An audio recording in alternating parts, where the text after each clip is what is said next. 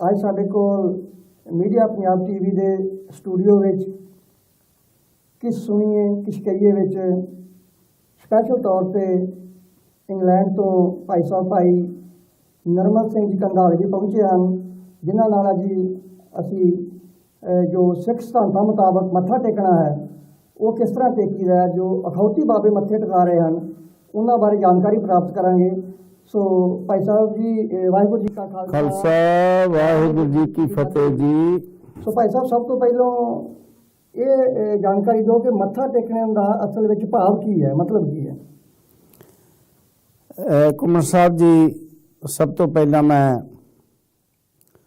Media Punjab TV के सारे दर्शकों को अपने वालों फतेह बुलाना। वाहिगुरू जी का खालसा वाहिगुरू जी की फतेह। वेलकम जी। बहुत ही वधिया आप जी ने ये टॉपिक रखा है, क्योंकि जिस तरह असी सारे जानते हाँ कि अज दे जमाने दे विच गुरमत सिद्धांतां नूं बहुत खोरा लग रहा है। बिल्कुल एक पासा ही नहीं, बहुत पासियां तो सिख संगतां नूं इन्ने भंबड़बूस विच पाया जा रहा कि ब्राह्मणी कर्मकांडां नूं भी वो गुरमती समझी जा रहे हैं। जी बिल्कुल। सो आप जी ने जिहड़ा सवाल किया कि मत्था टेकण दा की कॉन्सैप्ट है, भारतीय परंपरा के अनुसार ये साडी एक बहुत ही पुरानी रवायत जिहड़ी है वो चली आ रही है।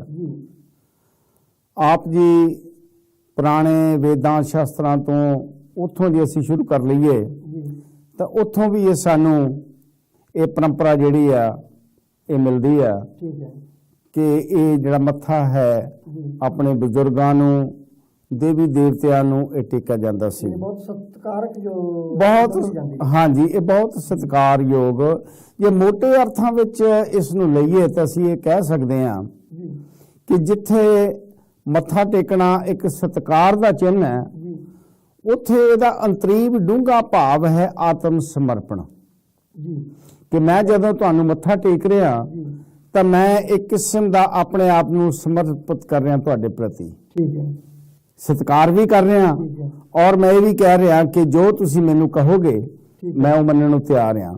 मैं तुहाडा सत्कार करदा, मैं तुहाडा आदर मान करदा ते मैं तुहाडा कहना मनण नूं तैयार हाँ। लेकिन अज दे जमाने दे विच असीं जदों देखदे हां कि साडे सिख धर्म दे विच भी मत्था टेकना एक सिख रिवाज बन के रह गया। जदों असीं गुरुद्वारा साहब विच जाने हां ते असीं देखदे हां कि हरेक व्यक्ति जिहड़ा वो अपने वखरे ढंग नाल सत्कार पेश कर रहा। आप जी ने भी ये नोट किया होएगा कि कई बारी गुरुद्वारा साहब विच कई लोग ऐसे भी आउंदे ने कि जेड़े दूरों ही पैसे चक के गोलक दे विच मारदे ने। मतलब उन्हें सरकार दा पता ही नहीं शायद, उन्हां नूं इस गल दा ज्ञान नहीं है कि जेड़ा सत्कार भेंट करना है, मत्था टेकना है, ये किवें है। हो सकदा कि वो कदी ना गुरुद्वारे पहलां आए होण जां उन्हां नूं ये गल किसी ने समझाई ना होवे, दसी ना होवे। बिल्कुल। सो गुरुद्वारा साहब दे विच भी साडा मत्था टेकण दा भाव यही है कि हे सच्चे पातशाह जिथे मैं आप जी दा सत्कार करदा उत्थे मैं आप जी दे जो अमृत रूपी वचन ने मैं उन्हां नूं भी मनण लई वचनबद्ध हां। मेरा जिहड़ा मत्था जदों मैं अपना सिर गुरु दे सामने झुकाउणा तन मन धन मेरा अर्पण जिहड़ा है वो सारा गुरु नूं है। ते जे ते असीं ये भावना लैके जांदे हां गुरुद्वारा साहब दे विच फिर वो सफली है। ते जे असीं अपना वो हंकार दा घड़ा सिर दे उत्ते चुक के गुरुद्वारा साहब दे विच जाने हां ते अंदरों मैनूं अपने पैसे दा, अपनी दौलत दा, अपनी शोहरत दा मान है ते वो मत्था टेकिया जिहड़ा फिर बिल्कुल निफल है। ओहदा कोई मतलब नहीं, ओहदा कोई मतलब नहीं रह जांदा। क्योंकि मत्था जिहड़ा असीं टेकना है कुमन साहब वो है कि साडी जिहड़ी अंतर आत्मा है, साडा अंदर है ਉਹ ਕਿੰਨਾ ਕੁ ਸਮਰਪਣ ਹੈ ਗੁਰੂ ਸਾਹਿਬ ਨੂੰ। अगर वो ये समर्पण है तो तां ही टेकन का फायदा है। ਫੇਰ ਹੀ ਉਹ ਫਾਇਦਾ ਆਇਆ ਮੱਥਾ ਟੇਕਣ ਦਾ। ਤੇ ਜੇ ਅਸੀਂ ਭਾਵੇਂ ਜਿੰਨਾ ਮਰਜ਼ੀ ਅਸੀਂ ਮੱਥਾ ਟੇਕੀਏ, ਜਿਸ ਤਰ੍ਹਾਂ ਮਹਾਰਾਜ ਦੀ ਬਾਣੀ ਵੀ ਕਹਿੰਦੀ ਆ, ਅਪਰਾਧੀ ਦੂਣਾ ਨਵੇ ਜਿਉ ਹੰਤਾ ਮਿਰਗਾਏ, समझ गए बिल्कुल ਕਿ ਸ਼ਿਕਾਰੀ ਜਿਹੜਾ ਉਹ ਦੋਹਰਾ ਹੋ ਜਾਂਦਾ ਬਿਲਕੁਲ ਤੀਰ ਚਲਾਉਣ ਲੱਗਾ। बिल्कुल ਪਰ ਲੇਕਿਨ ਉਹਦੀ ਮਨਸ਼ਾ ਕੀ ਹੈ? बिल्कुल भी तीर सदा निशाने पे लगे। ਉਹਦੀ ਮਨਸ਼ਾ ਹੈ ਕਿਸੇ ਜਾਨਵਰ ਨੂੰ ਮਾਰਨ ਦੀ, ਲੇਕਿन ਉਹ ਦੋਹਰਾ ਹੁੰਦਾ। ਉਹਦਾ ਦੋਹਰਾ ਹੋਇਆ ਜਿਹੜਾ ਉਹ ਕਿਸੇ ਗਲਤ ਕੰਮ ਵਾਸਤੇ ਹੈ, ਕਿਸੇ ਸਹੀ ਕੰਮ ਵਾਸਤੇ ਨਹੀਂ। ਇਸੇ ਤਰ੍ਹਾਂ ਭਾਵੇਂ ਅਸੀਂ ਜਿੰਨੇ ਮਰਜ਼ੀ ਨੀਵੇਂ ਹੋ ਕੇ ਮੱਥੇ ਟੇਕੀਏ, ਜਿੰਨਾ ਚਿਰ ਸਾਡੀ ਆਤਮਾ, ਸਾਡਾ ਮਨ, ਸਾਡਾ ਦਿਲ ਜਿਹੜਾ ਉਹ ਅੱਗੇ ਨਹੀਂ ਮਹਾਰਾਜ ਦੇ ਆਪਣੇ ਝੁਕਦਾ ਉਹ ਅੰਦਰੂਨੀ, ਕਿਉਂਕਿ ਆਪਣਾ ਮਨ ਜਿਹੜਾ ਹੈ ਉਹ ਸਤਿਗੁਰੂ ਨੂੰ ਦੇਣਾ ਹੀ ਮੱਥਾ ਟੇਕਣਾ ਹੈ। ਮੈਂ ਇੱਥੇ ਛੋਟੀ ਜੀ ਗੱਲ ਇੱਕ ਕਰ ਦਵਾਂ ਕਿ ਜਦੋਂ ਗੁਰੂ ਅੰਗਦ ਦੇਵ ਜੀ ਮਹਾਰਾਜ ਗੁਰੂ ਨਾਨਕ ਪਾਤਸ਼ਾਹ ਜੀ ਨੂੰ ਮਿਲਣ ਗਏ ਆ ਤੇ ਉਹ ਆਪਣੇ ਸੰਗ ਦੇ ਨਾਲ ਆ ਰਹੇ ਸੀ। ਆਪ ਜੀ ਨੂੰ ਪਤਾ ਹੀ ਆ ਸਾਰਾ ਇਤਿਹਾਸ, ਸਿੱਖ ਸੰਗਤਾਂ ਜਾਣਦੀਆਂ ਨੇ ਕਿ ਗੁਰੂ ਅੰਗਦ ਦੇਵ ਜੀ ਦੇਵੀ ਦੇ ਜਾਇਆ ਕਰਦੇ ਸੀ। ਲੇਕਿਨ ਜਦੋਂ ਉਹਨਾਂ ਨੂੰ ਪਤਾ ਲੱਗਾ ਗੁਰੂ ਨਾਨਕ ਦੇਵ ਜੀ ਮਾਰੇ, ਉਹ ਸੰਗ ਤੋਂ ਆ ਰਹੇ ਸੀ ਤੇ ਆਪਣੇ ਸਾਥੀਆਂ ਨੂੰ ਕਹਿੰਦੇ ਕਿ ਭਾਈ ਤੁਸੀਂ ਇੱਥੇ ਥੋੜੀ ਦੇਰ ਰੁਕੋ ਤੇ ਮੈਂ ਨਾਨਕ ਤਪੇ ਨੂੰ ਮਿਲਿਆ ਵਾਂ। ਕਿ ਉਸ ਵੇਲੇ ਜਿਹੜਾ ਗੁਰੂ ਸਾਹਿਬ ਦਾ ਨਾਮ ਉਸ ਇਲਾਕੇ 'ਚ ਮਸ਼ਹੂਰ ਕਰਕੇ ਸੀ, ਨਾਨਕ ਤਪਾ ਕਰਕੇ ਸੀ, ਕਿ ਮੈਂ ਨਾਨਕ ਤਪੇ ਨੂੰ ਮਿਲਿਆ ਵਾਂ, ਤੁਸੀਂ ਇੱਥੇ ਥੋੜੀ ਦੇਰ ਇੰਤਜ਼ਾਰ ਕਰੋ। ਤੇ ਭਾਈ ਲਹਿਣਾ ਜੀ ਉਸ ਵੇਲੇ ਇਹਨਾਂ ਦਾ ਨਾਮ ਸੀ, ਘੋੜੇ ਤੇ ਚੜੇ ਹੋਏ ਉਧਰ ਨੂੰ ਤੁਰੇ ਜਾ ਰਹੇ ਆ ਤੇ ਰਾਹ ਦੇ ਵਿੱਚ ਇੱਕ ਸੱਜਣ ਪੱਠਿਆਂ ਦੀ ਪੰਡ ਲਈ ਜਾ ਰਿਹਾ। ਠੀਕ ਹੈ। ਤੇ ਭਾਈ ਲਹਿਣਾ ਜੀ ਪੁੱਛਦੇ ਆ ਕਿ ਜੀ ਇੱਧਰ ਨਾਨਕ ਤਪੇ ਦਾ ਘਰ ਕਿਹੜਾ? ਠੀਕ ਹੈ। ਉਹ ਸਗੇ ਬਾਬਾ ਨਾਨਕ ਜੀ। ਠੀਕ ਹੈ, ਖੁਦ ਹੀ ਸੀਗੇ। ਉਹ ਖੁਦ ਹੀ ਸੀਗੇ। ਠੀਕ ਹੈ। ਉਹ ਕਹਿੰਦੇ ਭਾਈ ਤੂੰ ਏਦਾਂ ਕਰ, ਆ ਖੂਹੀ ਦੇ ਉੱਤੇ ਆਪਣੇ ਘੋੜੇ ਨੂੰ ਬੰਨ। ਠੀਕ ਹੈ।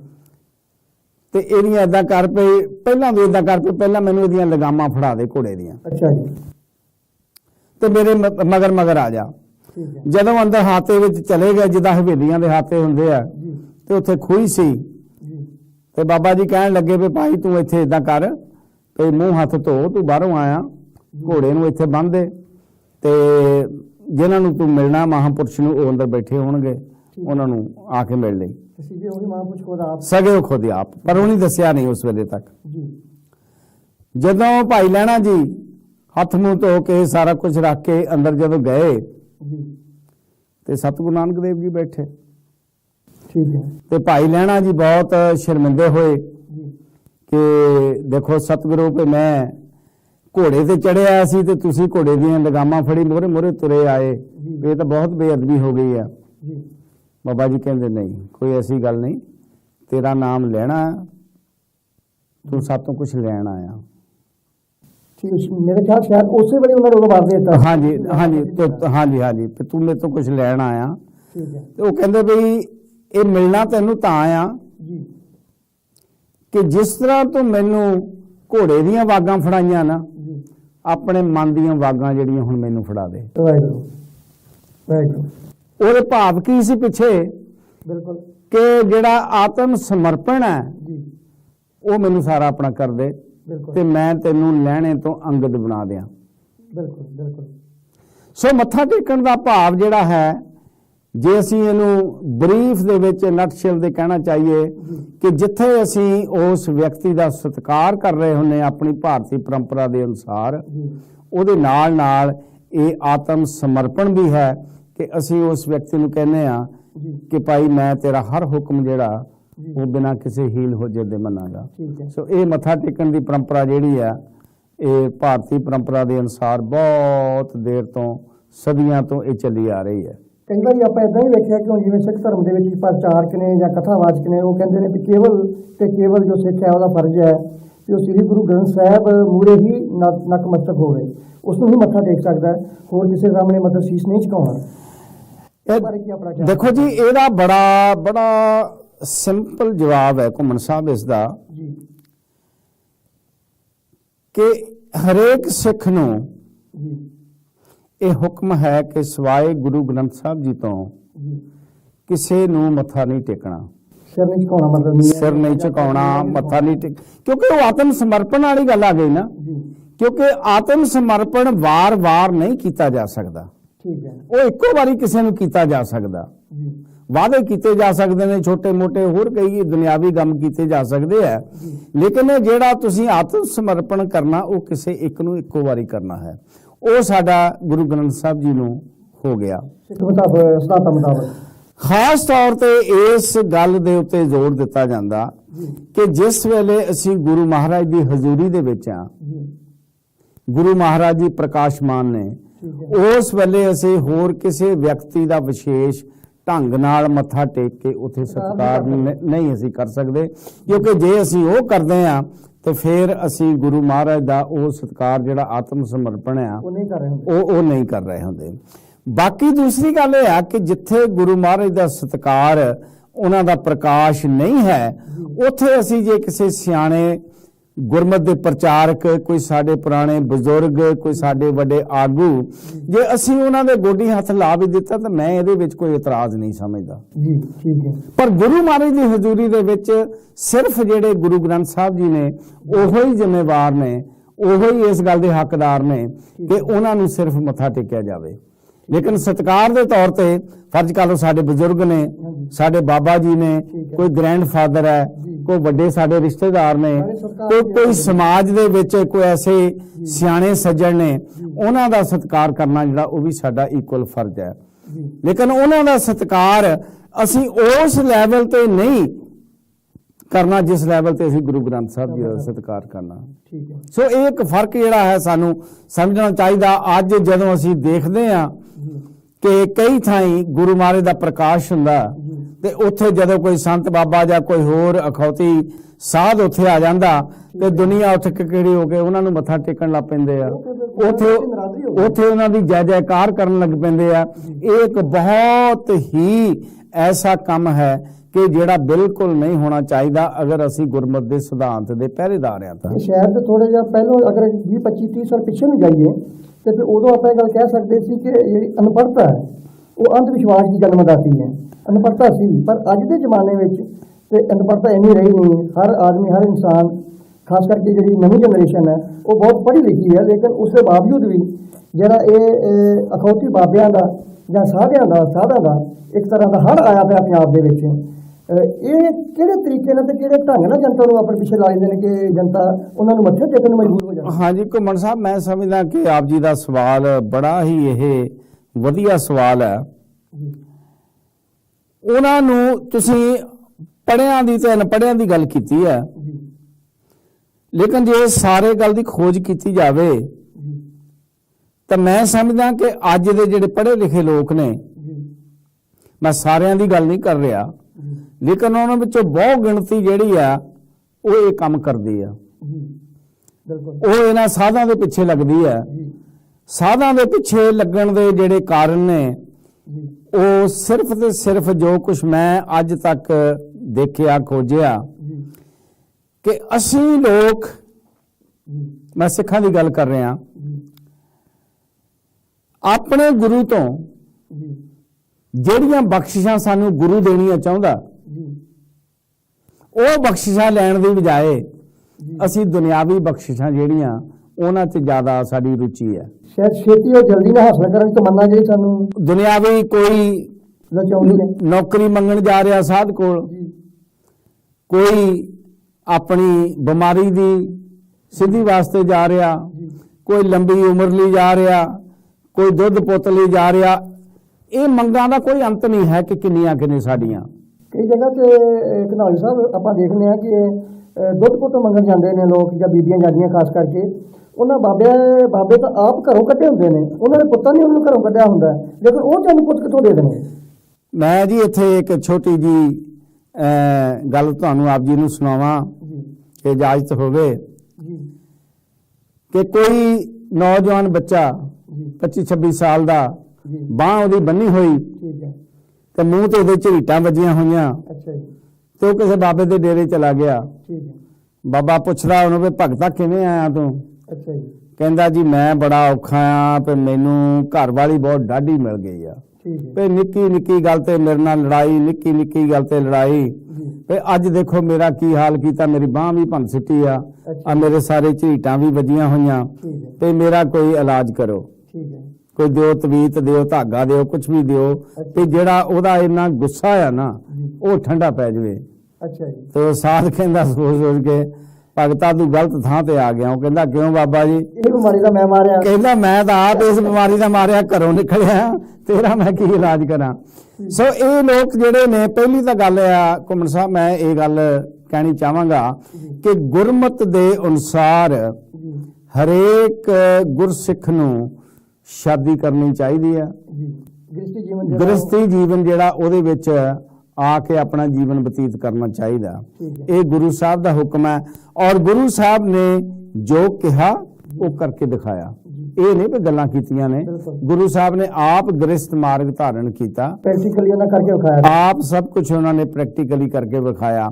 ਤੇ ਇਹ ਸਾਧ ਜਿਹੜੇ ਨੇ, ਇਹਨਾਂ ਦੇ ਵਿੱਚੋਂ ਮੇਰਾ ਖਿਆਲ, ਜੇ ਮੈਂ ਗਲਤ ਨਹੀਂ ਤਾਂ ਤਕਰੀਬਨ 95% ਜਿਹੜੇ ਨੇ ਜੀ ਉਹ ਛੜੇ ਮਲੰਗ ਤੁਰੇ ਫਿਰਦੇ ਨੇ। ਬਿਲਕੁਲ ਗੁਰੂ ਨਾਨਕ ਦੇ ਸਿਧਾਂਤ ਤੋਂ ਇਹ ਬਿਲਕੁਲ ਉਲਟ ਚੱਲ ਰਹੇ ਨੇ। ਬਿਲਕੁਲ ਠੀਕ ਹੈ। ਉਹ ਜਿਹੜੇ ਆਪ ਹੀ ਉੱਠ ਚੱਲ ਰਹੇ ਨੇ, ਉਹ ਤੁਹਾਨੂੰ ਕੀ ਉਹ ਤੁਹਾਨੂੰ ਕਦੀ ਲਾਈਨ ਤੇ ਨਹੀਂ ਲਾ ਸਕਦੇ, ਕਿਉਂਕਿ ਉਹਨਾਂ ਦਾ ਜਿਹੜਾ ਹਲਵਾ ਮੰਡਾ ਹੈ ਉਹ ਇਸੇ ਦੇ ਵਿੱਚ ਹੈ ਕਿ ਉਹਨਾਂ ਨੇ ਇਸ ਤਰ੍ਹਾਂ ਦੀਆਂ ਜਿਹੜੀਆਂ ਗੁਰਮਤ ਤੋਂ ਉਲਟ ਰੀਤਾਂ ਰਿਵਾਜਾਂ ਨੇ, ਤੁਹਾਨੂੰ ਦੁਨਿਆਵੀ ਜਿਹੜੇ ਚੱਕਰ ਨੇ, ਗੁਰਮਤ ਸਾਨੂੰ ਦੁਨਿਆਵੀ ਮਸਲਿਆਂ ਦੇ ਵਿੱਚੋਂ ਬਾਹਰ ਕੱਢਦੀ ਹੈ। ਜੀ ਬਿਲਕੁਲ ਗੁਰਮਤ ਸਾਨੂੰ, ਗੁਰੂ ਗ੍ਰੰਥ ਸਾਹਿਬ ਦੀ ਸਾਰੀ ਬਾਣੀ ਜਿਹੜੀ ਹੈ ਉਹ ਸਾਡੇ ਦੁੱਖ ਦਲਿੱਦਰ ਕਸ਼ਟ ਜੀ ਨਿਵਾਰ ਕੇ ਇਹ ਸਾਨੂੰ ਉਸ ਅਕਾਲ ਪੁਰਖ ਦੇ ਨਾਲ ਜੋੜਨ ਦਾ ਜੀ ਹੀਲਾ ਕਰਦੀ ਹੈ। ਤੇ ਉਹ ਸਾਨੂੰ ਮੁੜ ਕੇ ਫੇਰ ਉਹਨਾਂ ਚੱਕਰਾਂ 'ਚ ਪਾ ਕੇ, ਉਹ ਕਿਉਂ ਚੱਕਰਾਂ 'ਚ ਪਾਉਂਦੇ ਨੇ ਕਿ ਉਹਨਾਂ ਦੀ ਰੋਟੀ ਉੱਥੇ ਆ।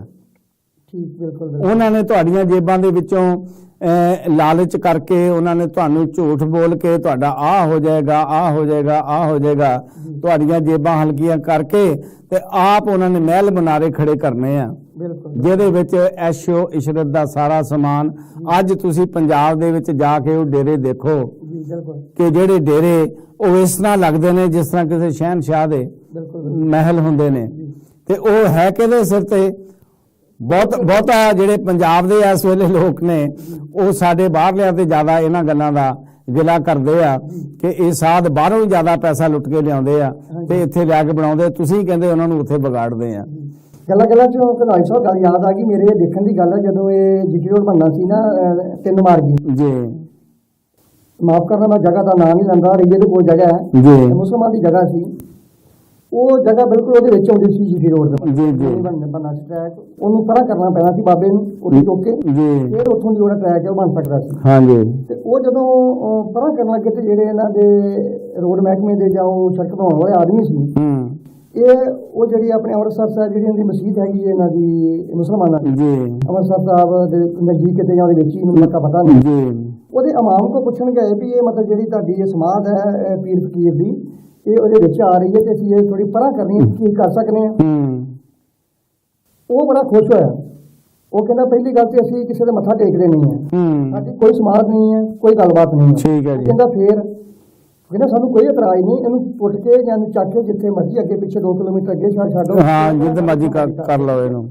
ਲੇਕਿਨ ਜਦੋਂ ਉਹ ਵਾਪਸ ਮੁੜਨ ਲੱਗੇ, ਜਿਹੜੇ ਬੰਦੇ ਕੋਲ ਪੁੱਛਣ ਗਏ ਸੀ ਆਫੀਸਰ, ਤੇ ਉਹ ਉਹਨਾਂ ਨੂੰ ਪਿੱਛੋਂ ਆਵਾਜ਼ ਮਾਰ ਕੇ ਕਹਿੰਦਾ ਵੀ ਸਰਦਾਰ ਜੀ 1 ਮਿੰਟ ਮੇਰੀ ਗੱਲ ਸੁਣਿਓ, ਵੀ ਸਾਨੂੰ ਮੁਸਲਮਾਨਾਂ ਨੂੰ ਕੋਈ ਇਤਰਾਜ਼ ਨਹੀਂ ਹੈ, ਲੇਕਿਨ ਤੁਸੀਂ ਜਿਹੜੇ SGPC ਦੇ ਜਥੇਦਾਰ ਨੇ ਉਹਨਾਂ ਕੋਲੋਂ ਜ਼ਰੂਰ ਪੁੱਛ ਲਿਆ ਜੀ। ਉਹ ਅੱਗੇ ਜਿਹੜਾ ਅਫਸਰ ਸੀ ਉਹ ਵੀ ਸਰਦਾਰ ਸੀ, ਉਹ ਬੜਾ ਹੈਰਾਨ ਹੋਇਆ ਵੀ ਇਹ ਕੀ ਗੱਲ, ਸਮਾਜ 'ਚ ਮੁਸਲਮਾਨਾਂ ਦੀ ਲੇਕਿਨ ਅਸੀਂ ਜਥੇਦਾਰਾਂ ਨੂੰ ਕਿਉਂ ਪੁੱਛੀਏ?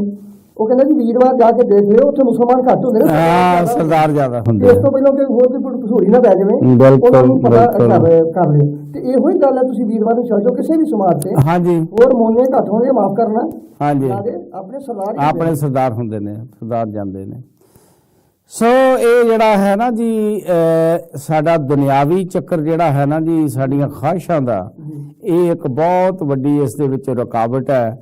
ਇਸ ਦੇ ਪਿੱਛੇ ਮੈਂ ਘੁੰਮਣ ਸਾਹਿਬ ਵੀ ਸਮਝਦਾ ਕਿ ਸਾਡੇ ਪ੍ਰਚਾਰਕਾਂ ਨੇ ਸਾਨੂੰ ਅੱਜ ਤੱਕ ਕੁਝ ਨਹੀਂ ਦਿੱਤਾ। ਪ੍ਰਚਾਰਕ ਜਿਹੜੇ ਆ ਉਹ ਸਾਨੂੰ ਹਨੇਰੇ 'ਚ ਰੱਖਦੇ ਨੇ, ਬਜਾਏ ਕਿ ਗੁਰਬਾਣੀ ਦੇ ਸਹੀ ਅਰਥ ਕਰਕੇ ਸਾਨੂੰ ਦੱਸਣ ਜੋ ਵੀ ਬਣਦੇ ਨੇ ਜੀ ਕਿ ਭਾਈ ਕਿਵੇਂ ਅਸੀਂ ਗੁਰਬਾਣੀ ਨੂੰ ਪੜ੍ਹ ਕੇ ਆਪਣੇ ਜੀਵਨ ਨੂੰ ਸੁਖੱਲਾ ਬਣਾ ਸਕਦੇ ਹਾਂ। ਜੀ ਮੈਂ ਅੱਜ ਵੀ ਸਥਾਨਕ ਗੁਰਦੁਆਰਾ ਸਾਹਿਬ ਦੇ ਵਿੱਚ ਬੋਲਦੇ ਹਾਂ, ਇਹਨਾਂ ਵਿਸ਼ਿਆਂ ਦੇ ਉੱਤੇ ਗੱਲਾਂ ਕੀਤੀਆਂ ਸਨ ਠੀਕ ਹੈ ਕਿ ਇੱਕ ਹਿੰਦੁਸਤਾਨ ਦਾ ਬੜਾ ਵੱਡਾ ਚਿੰਤਕ ਹੋਇਆ ਜਿਸ ਦਾ ਨਾਮ ਓਸ਼ੋ ਸੀ, ਰਜਨੀਸ਼ ਕਰਕੇ ਵੀ ਉਸ ਨੂੰ ਕਿਹਾ ਜਾਂਦਾ। ਜੀ ਠੀਕ ਹੈ, ਉਸ ਦੀਆਂ ਬਹੁਤੀਆਂ ਗੱਲਾਂ ਜਿਹੜੀਆਂ ਨੇ, ਬਹੁਤੇ ਜੋ ਉਹਨੇ ਕੀਤਾ ਹੈਗਾ ਉਹ ਪ੍ਰਵਾਨ ਨਹੀਂ ਹੈ, ਲੇਕਿਨ ਉਸ ਦੀਆਂ ਬਹੁਤ ਸਾਰੀਆਂ ਗੱਲਾਂ ਐਸੀਆਂ ਨੇ ਜਿਹੜੀਆਂ ਬੜੀਆਂ ਕਾਬਲੇ ਗੌਰ ਹੈ। ਮੈਂ ਉਹਨਾਂ ਦੀ ਇੱਕ ਟੇਪ ਸੁਣੀ ਸੀ, ਉਹਦੇ ਵਿੱਚ ਉਹਨਾਂ ਨੇ ਇਹ ਗੱਲ ਕਹੀ ਸੀ ਕਿ ਇੱਕ ਜਗਿਆਸੂ ਜੀ ਤੇ ਇੱਕ ਅਕਾਲ ਪੁਰਖ ਦੇ ਦਰਮਿਆਨ ਠੀਕ ਹੈ ਅਗਰ ਕੋਈ ੜਿੱਕਾ ਬਣਦਾ ਤੇ ਉਹ ਤੁਹਾਡਾ ਧਰਮ ਪ੍ਰਚਾਰਕ ਹੈ। ਬਿਲਕੁਲ ਠੀਕ ਹੈ ਧਰਮ ਪ੍ਰਚਾਰਕ ਇਸ ਕਰਕੇ ੜਿੱਕਾ ਬਣਦਾ ਕਿ ਉਹਦੀ ਰੋਟੀ ਰੋਜ਼ੀ ਉਹ ਤੁਹਾਨੂੰ ਹਨੇਰੇ 'ਚ ਰੱਖ ਕੇ ਉਹ ਪ੍ਰਾਪਤ ਕਰ ਸਕਦਾ।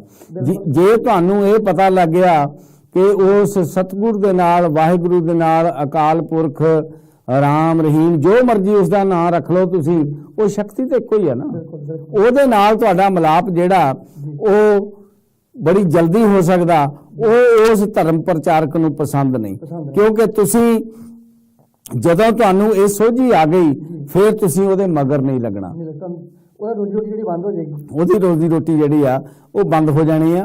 ਸੋ ਗੁਰਮਤਿ ਦਾ ਸਿਧਾਂਤ ਜਿਹੜਾ ਹੈ, ਗੁਰਮਤਿ ਦਾ ਸਿਧਾਂਤ ਤੇ ਸਤਿਗੁਰ ਸੱਚੇ ਪਾਤਸ਼ਾਹ ਨੇ ਜਿਸ ਤਰ੍ਹਾਂ ਇਹਦੇ ਤੁਹਾਡੇ ਜਰਮਨੀ ਦੇ ਵਿੱਚ ਆਟੋਬਾਨ ਕਹਿੰਦੇ ਆ, ਸਾਡੇ ਇੰਗਲੈਂਡ ਦੇ ਵਿੱਚ ਮੋਟਰਵੇ ਕਹਿੰਦੇ ਆ, ਗੁਰੂ ਮਹਾਰਾਜ ਨੇ ਸਿੱਧਾ ਮਾਰਗ ਦੱਸਿਆ। ਬਿਲਕੁਲ ਕਿੰਨੀਆਂ ਤੁਕਾਂ ਗੁਰਬਾਣੀ ਦੇ ਵਿੱਚ ਸਿੱਧੇ ਮਾਰਗ ਦੇ ਉੱਤੇ ਆਉਂਦੀਆਂ ਨੇ।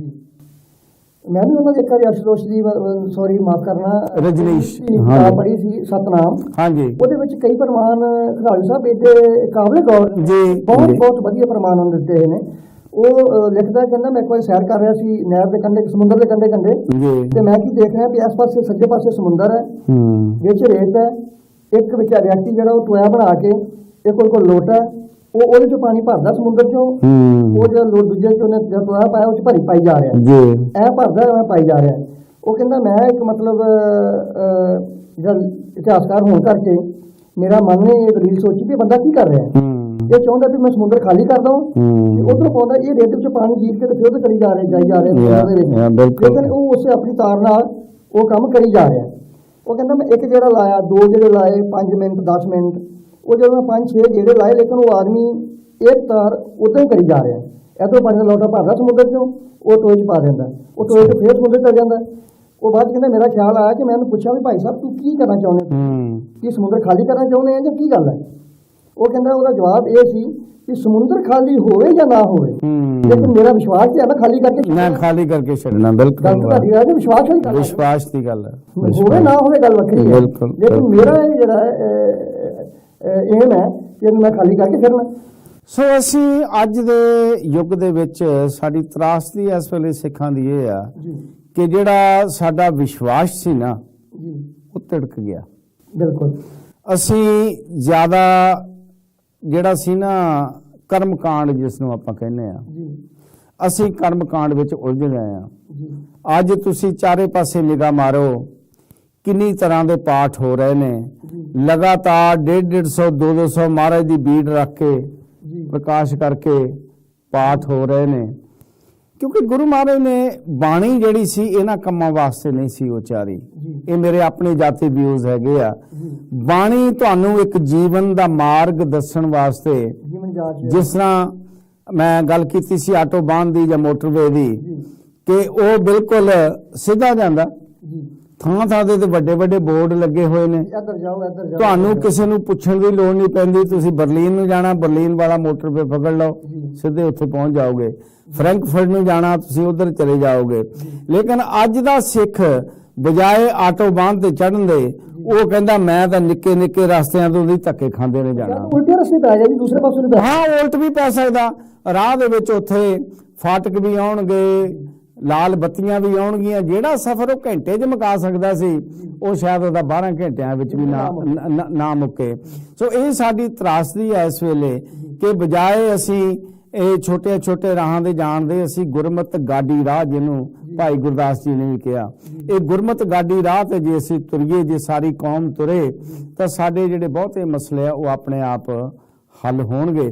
ਲੇਕਿਨ ਪ੍ਰੋਬਲਮ ਜਿਹੜੀ ਇਸ ਵੇਲੇ ਇਹ ਆ ਕਿ ਅਸੀਂ ਇਹਨਾਂ ਖਾਸ ਕਰਕੇ ਸਾਧਾਂ ਦੇ ਕਹੇ ਦੇ ਉੱਤੇ ਅਸੀਂ ਗਾਡੀ ਰਾਹ ਨੂੰ ਛੱਡ ਕੇ ਤੇ ਅਸੀਂ ਜਿਹੜੇ ਨਿੱਕੇ ਨਿੱਕੇ ਰਸਤੇ ਨੇ ਅਸੀਂ ਉਹਨਾਂ ਦੇ ਉੱਤੇ ਪਏ ਹੋਏ ਹਾਂ ਜੀ। ਕਈ ਵਾਰ ਇਹ ਵੀ ਦੇਖਣ ਚ ਆਇਆ ਕਿ ਆਪਣੇ ਸਰਦਾਰਾਂ ਦੇ ਘਰਾਂ ਵਿੱਚ ਔਰ ਜਿਨ੍ਹਾਂ ਨੇ ਅੰਮ੍ਰਿਤ ਛਕਿਆ ਹੈ ਉਹ ਜਿਵੇਂ ਹੁਣ ਆਪਣੇ 10 ਗੁਰੂਆਂ ਦੀਆਂ ਸਤਿਕਾਰਯੋਗ ਤਸਵੀਰਾਂ ਲਾਈਆਂ ਹੋਈਆਂ ਨੇ ਘਰਾਂ ਦੇ ਵਿੱਚ, ਲੇਕਿਨ ਉਹ ਸਵੇਰੇ ਤੜਕੇ ਉੱਠਣ ਤੋਂ ਇਸ਼ਨਾਨ ਪਾਣੀ ਕਰਨ ਤੋਂ ਬਾਅਦ ਉਹ ਧੂਪ ਬੱਤੀਆਂ ਲੈ ਕੇ ਔਰ ਗੋਡਿਆਂ ਭੰਨੀ ਹੋ ਕੇ ਮੱਥੇ ਟੇਕਦੇ ਆ। ਇਹਦੇ ਬਾਰੇ ਆਪ ਕੀ ਕਹਿਣਾ ਚਾਹੋਗੇ?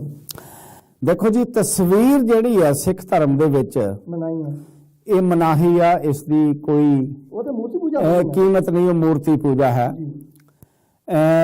ਲੇਕਿਨ ਇਸ ਵੇਲੇ ਅਫਸੋਸ ਜਿਹੜਾ ਘੁੰਮਣ ਸਾਹਿਬ ਇਹ ਆ, ਤੁਸੀਂ ਅੰਮ੍ਰਿਤਸਰ ਜਾਟ ਸਾਹਿਬ ਜਾਓ ਜਾਂ ਜਿਹੜੇ ਹੋਰ ਸਾਡੇ ਇਤਿਹਾਸਕ ਗੁਰਸਥਾਨ ਹੈਗੇ ਨੇ, ਉੱਥੇ ਬਾਹਰ ਦੁਕਾਨਾਂ ਹੁੰਦੀਆਂ ਨੇ ਲੱਗੀਆਂ ਹੋਈਆਂ ਜਿਹੜੀਆਂ ਧਾਰਮਿਕ ਲਿਟਰੇਚਰ ਵੀ ਵੇਚਦੀਆਂ ਤੇ ਹੋਰ ਸਮਾਨ ਵੀ ਵੇਚਦੀਆਂ। ਉਹਨਾਂ ਦੇ ਉੱਤੇ ਤਸਵੀਰਾਂ ਤੇ ਤਸਵੀਰਾਂ ਸੀ, ਉੱਥੇ ਬੁੱਤ ਵੀ ਰੱਖੇ ਹੋਏ ਨੇ। ਬਿਲਕੁਲ, ਗੁਰੂ ਸਾਹਿਬਾਂ ਦੇ ਬੁੱਤ ਵੀ, ਖਾਸ ਕਰਕੇ ਗੁਰੂ ਨਾਨਕ ਸਾਹਿਬ ਜੀ ਦਾ ਬੁੱਤ ਜਿਹੜਾ ਉਹ ਬਹੁਤਾ ਹੀ ਪਪੂਲਰ ਹੈ। ਹੋਰ ਵੀ ਕਈ ਸਾਡੇ ਪੁਰਾਤਨ ਸਿੰਘ ਸੂਰਮਿਆਂ ਦੇ ਬੁੱਤ ਜਿਹੜੇ ਆ ਉਹ ਰੱਖੇ ਹੋਏ ਆ। ਮੈਨੂੰ ਯਾਦ ਹੈ ਅੱਜ ਤੋਂ ਕਈ ਸਾਲ ਪਹਿਲਾਂ ਮੈਂ ਇੰਗਲੈਂਡ ਦੀ ਇੱਕ ਛੋਟੀ ਜਿਹੀ ਮਿਸਾਲ ਦੇ ਰਿਹਾ। ਇੱਕ ਪਰਿਵਾਰ ਬਾਰੇ ਬੜਾ ਮਸ਼ਹੂਰ ਸੀ ਕਿ ਬਹੁਤ ਜੀ ਉਹ ਚੜ੍ਹਦੀ ਕਲਾ ਦੇ ਸਿੰਘ ਨੇ, ਤੇ ਉਹਨਾਂ ਦਾ ਫਿਰ ਬਜ਼ੁਰਗ ਚੜ੍ਹਾਈ ਕਰ ਗਿਆ। ਸਾਨੂੰ ਉਹਨਾਂ ਦੇ ਘਰ ਜਾਣਾ ਪਿਆ ਜਿਸ ਦਿਨ ਫਿਊਨਰਲ ਸੀ ਬਜ਼ੁਰਗ ਦਾ, ਤੇ ਉਹਦੀ ਬਜ਼ੁਰਗ ਦੀ ਜਿਹੜੀ ਡੈੱਡ ਬੋਡੀ ਸੀ ਉਹ ਬਕਸਾ ਰੱਖਿਆ ਸੀ ਫਰੰਟ ਕਮਰੇ ਦੇ ਵਿੱਚ, ਤੇ ਸੰਗਤਾਂ ਪਿਛਲੇ ਦਰਵਾਜ਼ੇ ਥਾਣੀ ਆ ਕੇ ਤੇ ਮੋਹਰਲੇ ਦਰਵਾਜ਼ੇ ਥਾਣੀ ਵਾਪਸ ਜਾ ਕੇ ਸੜਕ ਦੇ ਵਿੱਚ ਖੜੇ, ਕਿਉਂਕਿ ਕਾਫੀ ਸੰਗਤਾਂ ਆਈਆਂ ਹੋਈਆਂ ਸੀ। ਤੇ ਅਸੀਂ ਵੀ ਜਦੋਂ ਉੱਥੇ ਆਏ ਤੇ ਉਸ ਕਮਰੇ ਦੇ ਵਿੱਚ ਕੰਧ ਦੇ ਵਿੱਚ ਇੱਕ ਨੀਸ਼ ਬਣੀ ਹੋਈ ਸੀ, ਜਿਹਨੂੰ ਆਪਾਂ ਪੰਜਾਬ 'ਚ ਆਲਾ ਨਹੀਂ ਕਹਿ ਦਿੰਦੇ, ਇਸ ਤਰ੍ਹਾਂ ਦਾ ਵੱਡਾ ਸਾਰਾ ਆਲਾ ਬਣਿਆ ਸੀ।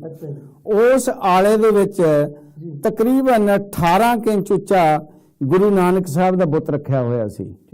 ਉਹਦੇ ਤਾਜ਼ੇ ਫੁੱਲਾਂ ਦੇ ਹਾਰ ਪਾਏ ਹੋਏ ਤੇ ਮੋਰੇ ਦੇਸੀ ਘਿਓ ਦੀ ਜੋਤ ਜਗ ਰਹੀ ਸੀ ਤੇ ਨਾਲ ਅਗਰਬੱਤੀ ਲਾਈ ਹੋਈ ਸੀ। ਇਹ ਇੱਕ ਉਹਨਾਂ ਸਿੰਘਾਂ ਦੇ ਘਰ ਦੀ ਗੱਲ ਸੀ ਜਿਨ੍ਹਾਂ ਸਿੰਘਾਂ ਬਾਰੇ ਆ ਮਸ਼ਹੂਰ ਸੀ ਕਿ ਉਹ ਜੀ ਬੜੇ ਗੁਰਮਤ ਦੇ ਧਾਰਨੀ ਨੇ ਤੇ ਬੜੀ ਗੁਰਮਤ ਤੇ ਉਹ ਪਹਿਰਾ ਦਿੰਦੇ ਨੇ। ਜੇ ਇਸ ਤਰ੍ਹਾਂ ਦੇ ਗੁਰਮਤ ਦਾ ਪਹਿਰਾ ਦੇਣ ਵਾਲੇ ਸਿੰਘਾਂ ਦਾ ਇਹ ਹਾਲ ਹੈ ਤੇ ਬਾਕੀ ਕੀ ਹੋਏਗਾ? ਕਿਉਂਕਿ ਬਾਕੀ ਜਿਹੜੀ ਸਾਡੀ ਧਾਰਮਿਕ ਜਥੇਬੰਦੀ ਜਿਸ ਦਾ ਕੰਮ ਹੀ ਗੁਰਦੁਆਰਿਆਂ ਦਾ ਪ੍ਰਬੰਧ ਕਰਨਾ ਸੀ, ਪ੍ਰਬੰਧ ਕਰਨਾ, ਪ੍ਰਬੰਧ ਚਲਾਉਣਾ, ਗਾਡੀ ਰਾਹ ਦੇਣਾ ਲੋਕਾਂ ਨੂੰ ਕਿ ਅਸੀਂ ਗੁਰਮਤ ਕਿਵੇਂ ਪ੍ਰਚਾਰਨੀ ਹੈ। ਉਹ ਜਿਸ ਤਰ੍ਹਾਂ ਕਹਿੰਦੇ ਹੁੰਦੇ ਆ ਕਿ ਦੀਵੇ ਥੱਲੇ ਹਨੇਰਾ, ਉੱਥੇ ਹੀ ਉਹ ਸਾਰੇ ਕੁਕਰਮ ਜਿਹੜੇ ਹੋ ਰਹੇ ਨੇ। ਦਰਬਾਰ ਸਾਹਿਬ ਦੇ ਬਿਲਕੁਲ ਉਹਨਾਂ ਦੀਆਂ ਜਿਹੜੀਆਂ ਦਰਬਾਰ ਸਾਹਿਬ ਦੀਆਂ ਦੁਕਾਨਾਂ ਨੇ ਉਹਨਾਂ ਦੇ ਵਿੱਚ ਹੀ ਇਹ ਸਾਰੀਆਂ ਚੀਜ਼ਾਂ ਜਿਹੜੀਆਂ ਨੇ ਉਹ ਵਿਕ ਰਹੀਆਂ ਨੇ। ਬਾਕੀ ਗੁਰਬਾਣੀ ਤਾਂ ਸਾਰੀ ਅੰਮ੍ਰਿਤ ਹੈ।